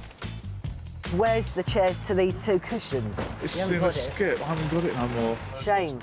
Why haven't you got it? I know. EJ's only got himself to blame. In this game, if you're not quick, it's gone for good. Let's hope he's not too late to salvage the garbage goodies in Dave's boot. Ooh. Hello, hello. Hello there. Good day to you, sir. Good day to you. How are you? What's going on here? Just disposing of it, surplus to requirements. It's an old patio table and chairs. So it's all metal bits and bobs? Yep. Chairs, Yep. legs? Yep. Yeah, it's looking a bit tired, isn't it? It is, yeah. It may look like a load of old rubbish to you, but I like to call this industrial chic. Well, yeah, it's just somebody needs to give it a little bit of TLC and Right. it'll go to a good home. So. OK, well, so can I have it? With pleasure. If I do manage to do something really good with this, can I come back and show you? Please do. Yeah. Yeah. Fine, excellent. Does Dave have any ideas what will happen to his old and shabby, industrial chic garden furniture? Unfortunately, it's not quite a full set of the chairs. I've already disposed of a couple of the legs in the bin, but, I think there's enough for somebody to make a nice little set out of. EJ may have failed to save a complete set, but he's still got plenty to work with. I'm really glad this turned up today. Basically, it's a ton of metal, old, broken down bits of garden furniture. It's not the best of quality, but it's still really solid, and I reckon with the right attention, we can do something really good with this. Let's meet the maker EJ's picked to turn this old scrap metal into cold, hard cash. Norman Wilkinson is a self-taught furniture maker with more years of experience than he cares to mention, making handcrafted bespoke items that stand the test of time. I'm self-taught, never been to college, never took woodwork at school, so over the years I just taught myself. We started making a few pieces and it just took off, so it was the best thing I ever did. We make all sorts of things, tables, serving tables, anything basically. But I hate to work on chairs. They're just one of those awful things. But I do them because I have to, but I try and avoid them at all cost. Poor Norman, there's no avoiding the pile of dilapidated seats EJ's bringing his way.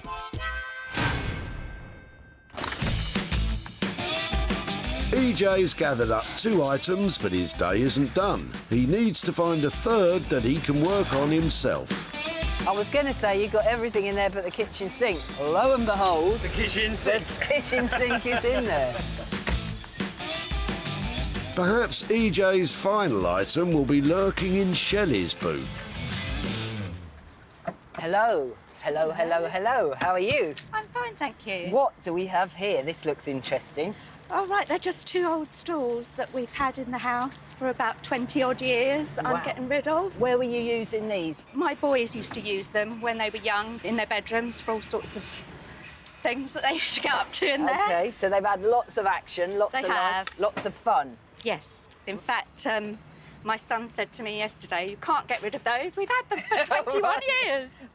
Well, I reckon I can do something with these. OK. So may I take them? off You your may, hands. you That'll save you may. from throwing them in the bin, won't it? Absolutely. OK. If I manage to do something really interesting with these, can I keep in contact, come back and show you? Oh, please do. Yeah? Yeah, I would Okay. like that. Thank you. All right, lovely. I'll take that one. Thanks very much. See you again. See you again. Bye. Bye. EJ seems delighted with the stalls. But what does Shelley think? It's really good that they're being made use of rather than being thrown away altogether. So, and I'm sure my sons will be pleased to hear that too. Check these out. They go up and down and round and round. And when I find a pair of something, that's double the potential to turn a profit. EJ has successfully salvaged his 3 items. Tom and Johnny will restore the beaten up and broken plans chest. Norman will take on the bits of garden furniture, while EJ will transform the stalls. Now that's what I call a hugely successful day. I've managed to salvage 3 really exciting items. Now the hard work starts.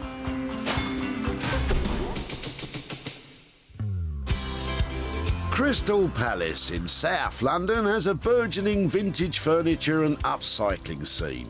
And it's the stomping ground of restoration experts Tom and Johnny, who have just taken delivery of the plans chest. It's amazing. It's really the sort of thing we love working on.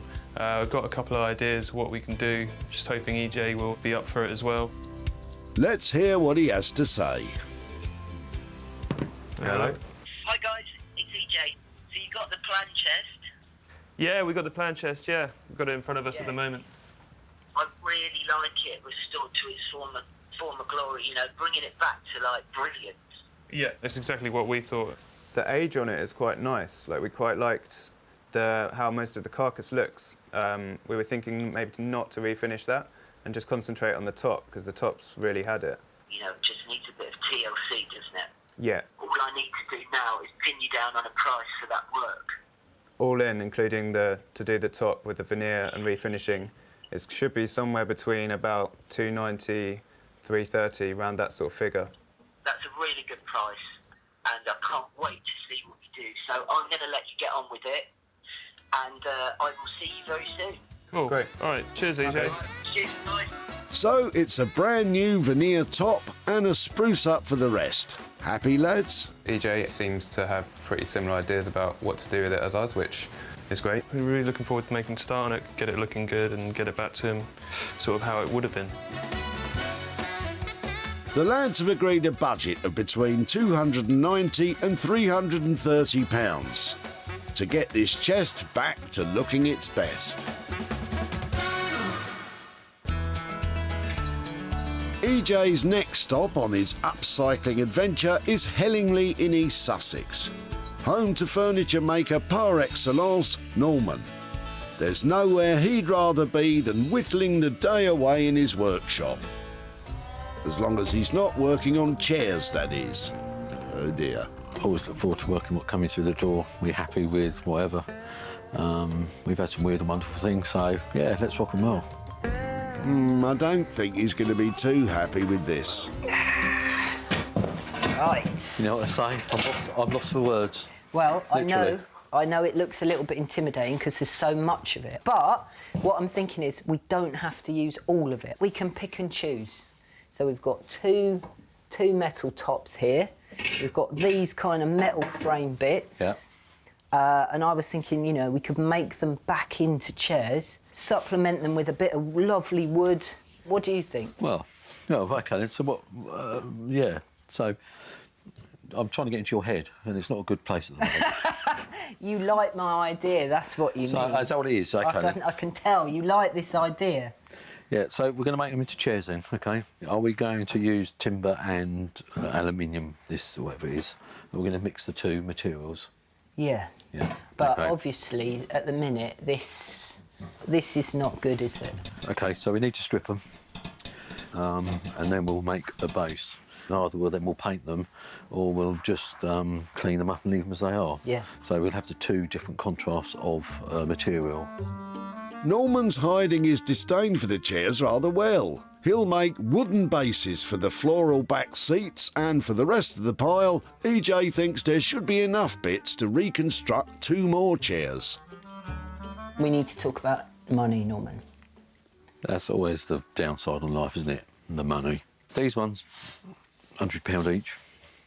And these ones, because obviously there's going to be more work with them, putting them together and making them work, we'll do those for £160. So 2 pairs of chairs, lovely mixture of metal and wood. Yep.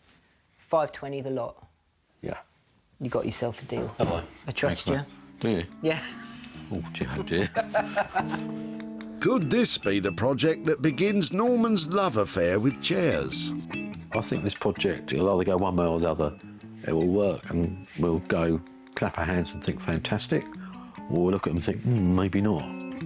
With a £520 investment on the line from EJ, I think we're hoping for the turns out fantastic option.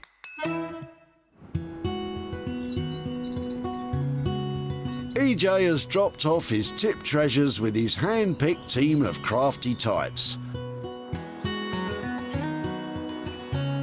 Now he's in his workshop in a quiet corner of the Somerset countryside, ready to begin work on the stalls.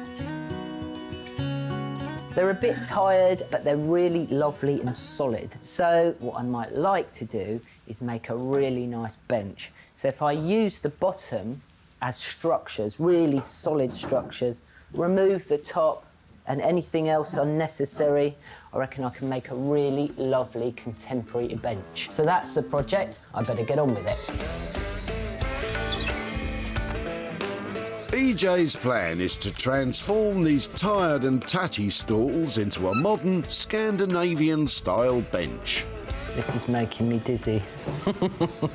He's taking the stalls apart so he can sand away the peeling varnish and stains accrued over 20 years of wear and tear.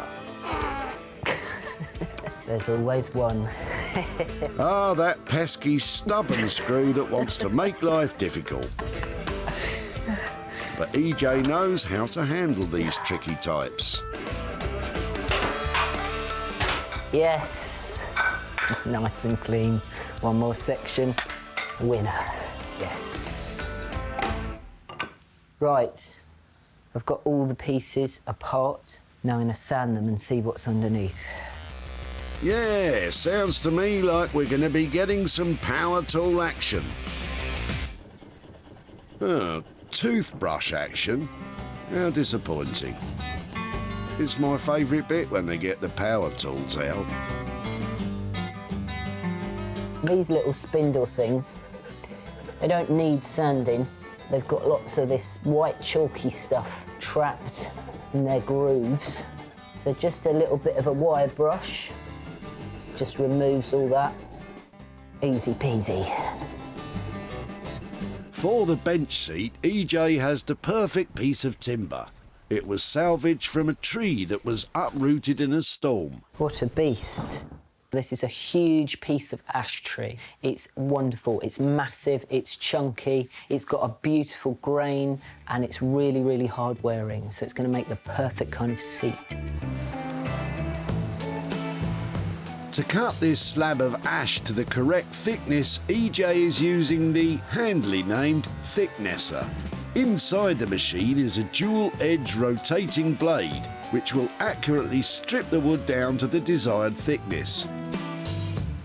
Doing multiple passes, shaving tiny amounts off each time, will help to prevent damage to the grain that EJ wants to be a real feature.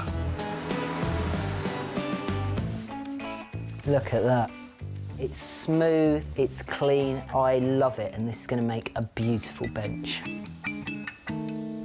He's got his bench seat. Now all he has to do is remember how to assemble his bench legs. I've got to remember how this all goes back together. Oh my goodness, what have I let myself in for? So that bit goes on there. I'm not sure that's right. So far, EJ spent £26. If he can't get the legs back together, he might need to rethink the whole bench idea. There's no time to monkey around for furniture restorers Tom and Johnny. They're beginning their revival of the Seen Better Days plans chest. We like the age on it. It's got quite a lot of marks and stuff like that, but it looks good. But the top is it's just completely had it. There's all this peeling veneer. It's not worth trying to cut in little repairs or use filler. It'll be too obvious and won't look as good. So we're going to get all that off and just re-veneer it in the traditional way. Tom and Johnny are two young lads with a passion for preserving old furniture and bringing it back to its best. Restoration requires precision and a delicate touch. Tom is working on the top, gently teasing off the edging. Preserving small details like this is key to a genuine restoration. This seems to be coming off. Not wanting to curse it, but it looks like it's going to come off in one, which is exactly what you want.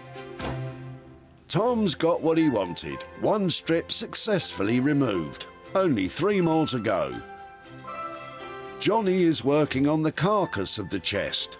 The lads have honed their skills over the years and they've learned a trick or two along the way. To fix the sticky drawers, Johnny is rubbing household soap onto sandpaper. Just going to use that to then rub on all the points of contact where the drawer would run, and it will just help it run a lot smoother, sort of lubricate all the runners. So the reason why we're applying it with sandpaper is so we really work it into the grain of the wood. Soapy sandpaper. What a clever chap he is.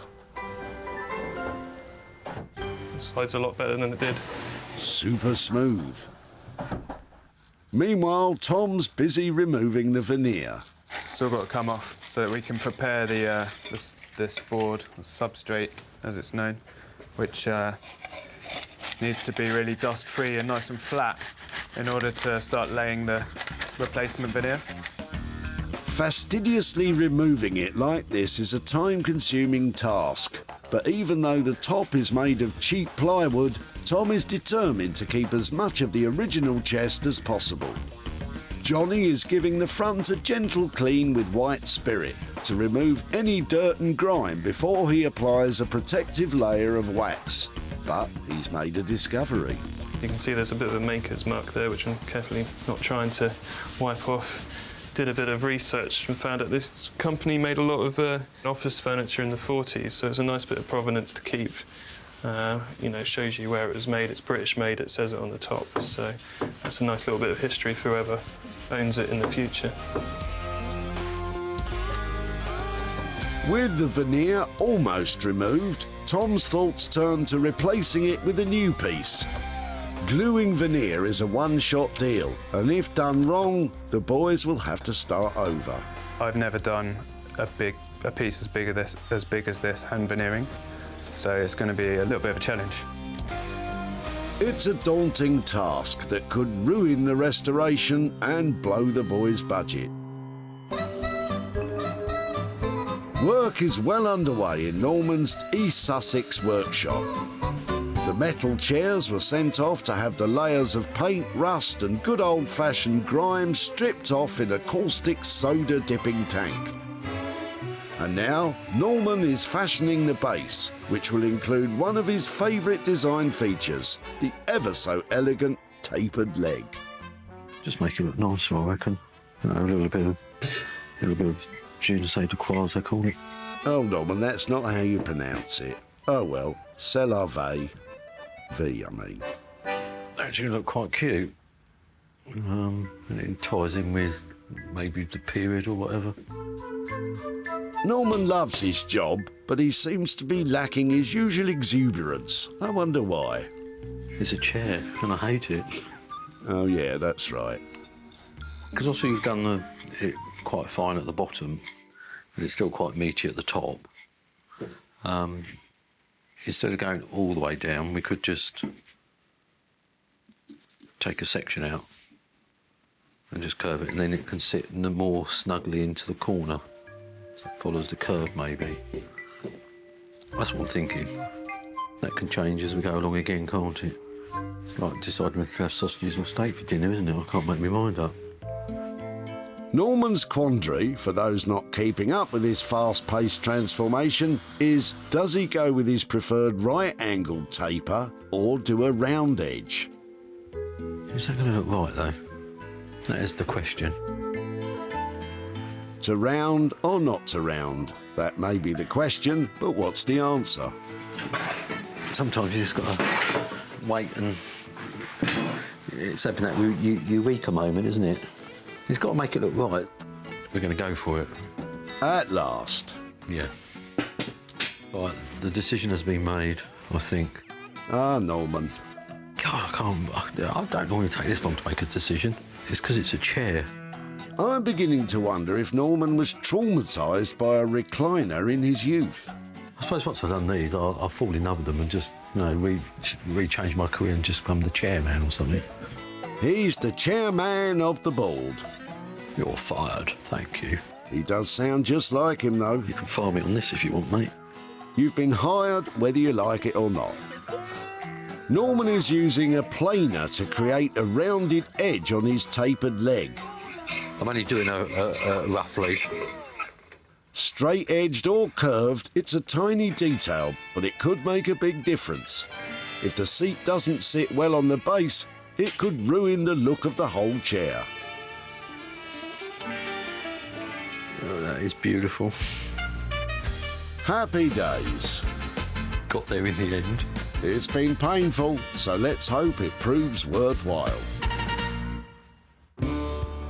While EJ's crack team of crafty types are on their upcycling odysseys, the stalls have come to the end of their journey. EJ's ready to unveil his bench. I hope all the hard work's paid off. EJ's plan was to create a contemporary Scandinavian-style piece of furniture from these sturdy little stools. There's certainly an inspired simplicity to his bench. The straight-edge paintwork on the feet contrasts with the natural finish of the wood, achieved by painstakingly sanding away the flaking varnish and dirt. The stools, however, support the real star of the show, the slice of ash used as the seat. The soft curves of the edge give the bench a warm and welcoming come and have a little sit-down feel, which all furniture designed for bums should have. EJ's design is elegant but remarkably simple. All he did was cut off the stool seats and stick a lovely bit of wood on top. Not quite. Well, I'm really proud of this bench. I absolutely love it. I think the simplicity works really well. I've used the two stools, I've popped a bit of ash on top. Brilliant. What more do you want? Get it sold, make a nice little profit.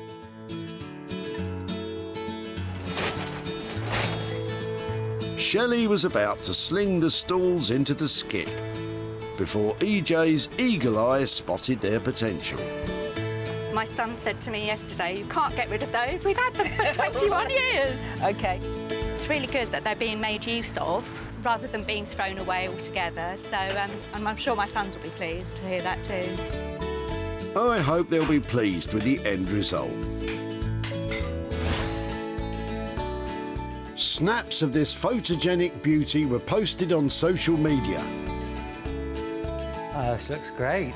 Alistair and Nikki from online retailer Such and Such liked the look of the bench and snapped it up. Our customers will really, really love it. It's the kind of thing we look for, you know, Yeah. unique piece and well made, so I think it will be very well received. EJ's made his way to New Hall, where previous owner Shelley lives. Let's hope news of what became of her two old stalls is equally well received. Shelley. Hi, EJ, how are you? I'm very well, how are you? I'm very well, thank you. So, do you remember at the tip I took your two old stools? I do remember it well. Did you ever wonder what I may have made them into? I've been wondering constantly. Very excited. Any to know. ideas? Any ideas? I did think maybe bedside tables. OK. Or maybe a console table. Right. but apart from that, no. OK, would you like to see what I did with them? I'd love to. Yeah, all right. Well, there you go. Wow, that's fantastic. Oh, that's really good. It looks lovely. It's really heavyweight, it's really solid. I did quite a lot of resting on it myself during the process. Did you? Why not? You worked hard. I put it through its paces, I fully tested it. So, do you approve of that? I do, definitely. It's wonderful. I love it. So, there's more good news. I managed to sell the bench. Did you? And I made a bit of a profit. And it is £274. My goodness. Thank you. That's wonderful. Yeah, are you happy with that? I'm very happy with that. Thank you, EJ. Fantastic. So, do you have any idea what you may use the money for? Oh, probably something in the house. Probably buy 2 more stools. Right. Better stools. No, only more joking. stools. No, that's fantastic. Thank you. Great. I'm so glad you're happy. I am. And very. whatever you spend it on, I hope you enjoy it. I'm sure I will. All Thank right. you, EJ. Cheers, Shelley. Okay, lovely to meet you. Bye. Bye.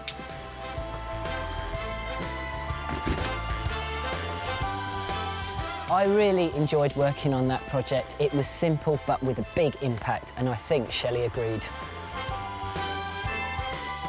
EJ spent just £26 transforming the old stalls into a swanky new bench. He sold it for £300, which left a handsome profit of £274 for Shelley.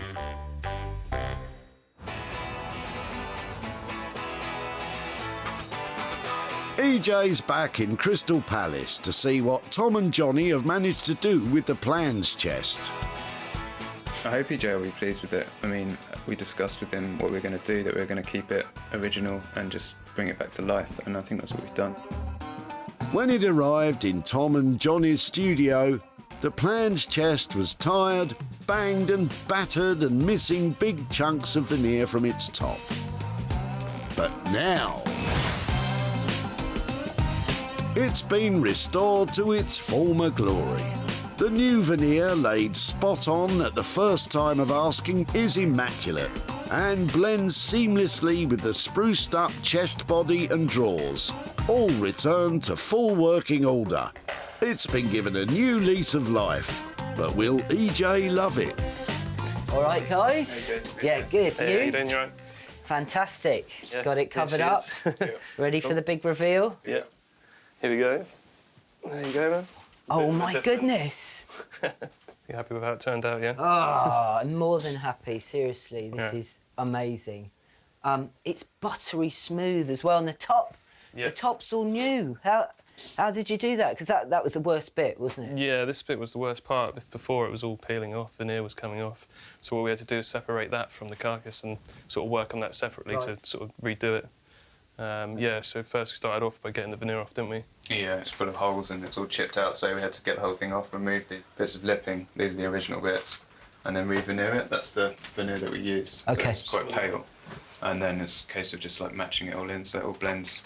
And I love the fact that you've kept all the old brass fittings, just cleaned them all up.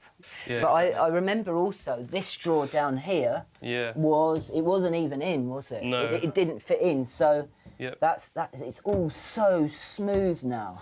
So guys, I can see there's a lot of hard work gone into this, a lot of love and attention. I know we had a budget of between £290 and £330, is that right? Yeah, that's right, yeah. You managed to stick within that? Yeah, we came to 320 in the end, so just under the top sort of end of that. Fantastic. Well, look, I'm really happy with that, and I think this is going to fetch a fantastic price. So I'm going to get on with trying to sell it. Cheers, guys. Thank you so much. EJ's over the moon to see the plans chest restored, rejuvenated and ready to be used again.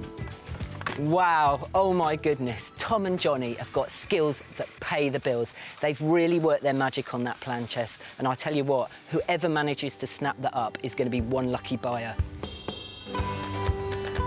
At the tip, EJ knew he'd spotted something special when he caught a glimpse of this in Chummy's boot. So you must be really sad to see this go. Heartbroken when it's been used for 3 generations of family. but I can't keep it any longer. The plan's chest was brought back to its best by Tom and Johnny. As soon as the restored chest was advertised for sale, it found a buyer and was quickly winging its way to the colourful online store How Kapow, where manager Annette was glad to receive it. We sell lots of quirky things and this will fit perfectly on our online store. EJ's travelled to Woodham to meet up with Chummy to show him the restoration work on his old plans chest and to hand over the profit. Chummy! EJ! Hiya! Hello! Right. How are Good to you? see You okay? again. Yeah, great stuff. How are you? Very well, very well. So the last time I saw you, we were down at the recycling centre and I managed to save that plan chest off you. Yeah. Just before you were about to tip it. Unfortunately, the plans chest had been in the garage in storage for too long, and poor thing had a bit of wear and tear. Mice had been living in there, top to bottom, with acorns, and I just had to take it to the recycling centre. We took it to these two lovely chaps called Tom and Johnny. Oh, yeah. Who completely restored it. Would you like to see it? Absolutely. As it is now? Yeah. Yeah. And what have they done to it? What do you think of that? Absolutely fab. Fantastic. It's restored it just as I was hoping. They've drawn all the wood grain out and everything. I'm so glad it wasn't just slapped on with paint. It's just beautiful. Well, I'm so glad that you like it. And the extra bonus, Chummy, is Hello? that we sold it and All right. I have the profit to give to you, which is A bit of wonga. £225. Oh, wow. There you go. Excellent. All right. Oh, what should I do with that? Well, that was going to be my next question. Is, Oh, yeah. What do you think you might do with that, Chummy? Well, I think the kids come first. Okay. It's about my daughter's 21st, and she wanted for a party, and my son will probably want it for his go-kart that he's doing champion with. So that sounds that'll be brilliant. Very generous of you, Chummy. No Have worries. fun with that. Thank you so much. Thank you. Thank you for looking after Yeah. it. Bye. Bye. It doesn't sound like Chummy's going to see any of that profit.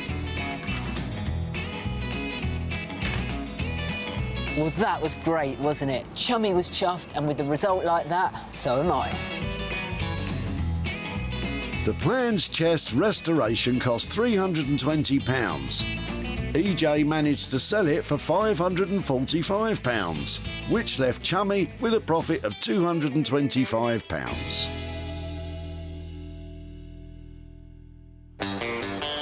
EJ's eye for tip treasure has resulted in 2 upcycling success stories. Will Norman's garden furniture make it 3 in a row? I think we've made them look quite cool. It's just really, let's wait and see what EJ thinks, because he's the boss, so let's just wait and see. This was the leftovers from a patio furniture set. EJ was excited by what he called industrial chic and entrusted Norman to weave his makeover magic. And he's worked wonders to create 2 pairs of beautiful chairs. For one set, Norman crafted new bases with subtly curved tapered legs, which sit perfectly in proportion to the metal seats. They give an elegant platform to highlight the chair's floral design. Norman removed the flaky green plastic coating and then, through a process of painting and sanding, created a distressed paint effect, using wax to add a lustre of faded grandeur. From the leftovers, Norman reassembled 2 seats, giving them a similar distressed look. The wax finish also makes them suitable for indoor and outdoor use. These were seconds from the skip, but now they've been given a second chance. But, like Norman says, it's all about what EJ thinks. Norman? Hello, you. They're a bit special, aren't they? My goodness. There we are. They are your chairs. That is Norman, this what is... we have done. This is amazing. Is it? Yeah. Can I have a little... You can play. Can I touch them? You can touch and feel. We've aged the paint and everything, so they don't look what they are. They sit well, don't they? They sit well. This is a really comfortable chair. They've got that nice aged look.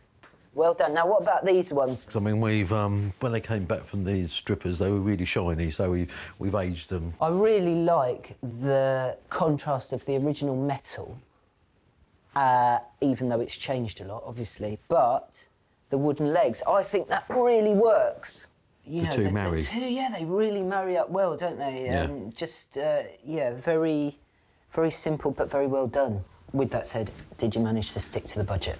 Yes and no. Right. So, on the leafy chairs, as we call them, we came banging on budget as £100 each. But on the chairs that we refurbished, instead of doing the other work, we quoted £150 each, but we're going to do the pair for £120. Fantastic. We haven't done, so, yeah, so it's, you know... So under reflective, budget. So under budget, so we're just trying to reflect on the work we've done. Yes. I know good work when I see it, and this is good work. Oh. Thank you so much. Thank you, sir. Well, farewell, really well done. Well, Norman has taken a pile of rubbish and turned it into 4 trendy chairs. I couldn't be happier with those. At the recycling centre, EJ had to be quick to stop Dave chucking out all of his patio set. Rubbish to you, but it looks really exciting for me. You want to give it a good home? I want it. Well, that's fine. We're gonna hopefully make something good out of this. Yeah. And with Norman's help, that's exactly what he's done. With the chairs revamped, all that remained was to sell them. And when advertised online, they were soon snapped up by a furniture store in Surrey, owned by Claire. I'm loving the designs of these chairs. They're great for bringing it outside into any conservatory for any home. EJ's back in Woking, which is where Dave lives, to show him what became of his old garden furniture and to hand over some cash. Dave. Hi. How are you, sir? Fine, fine. Good to see you. Yeah, likewise. You all right? Yes, I'm fine. I'm fine. So the last time I saw you was down at the recycling centre. Yeah. And I took from you a pile of garden furniture. We weren't quite sure what was going on for a while. Right. Just remind me again why you were getting rid of that. Out with the old, in with the new. Yep. It was a bit heavy and whatever, and we just updated it. Yeah. So you've got your new garden furniture. We have, yeah. Well, I took all the bits and bobs off you, and I took it to a chap called Norman, who worked his magic and did some amazing things. Would you like to see what we did with it? Certainly, yeah. Yeah? OK, you ready for this? Yeah. Oh, wow. That is superb. Really wonderful. What do you think of those? Well, it's great. I wish I hadn't got rid of them. Well, the other part of good news is that we managed to sell them to a shop in Surrey, and I've made a profit of £75. And that's all yours. That's amazing. That really is amazing. Well, that's really good. So, do you have any idea what you might use the money on? It'll most probably be shared between the local MENCAP and another association called Link Cable. You know, all charities need money, so they do. Yeah, very close. Well, to fantastic. Thank you so much, Dave. Thank you so much. Very, very good. Bye. Very good. Bye. Okay, bye-bye. 2 great causes to benefit from that profit. From a pile of mangled metal to 4 contemporary garden chairs. What a result. The garden furniture cost £320 to bring back to life. EJ managed to sell them for £395, which leaves Dave a profit of £75 to split between 2 charities close to his heart. EJ saved once cherished possessions from being chucked in the skip. Instead of being lost forever, they've all been given a new lease of life and a chance to be treasured again. Wow, yet again, some amazing transformations that I'm sure will go on to be enjoyed for many more years to come.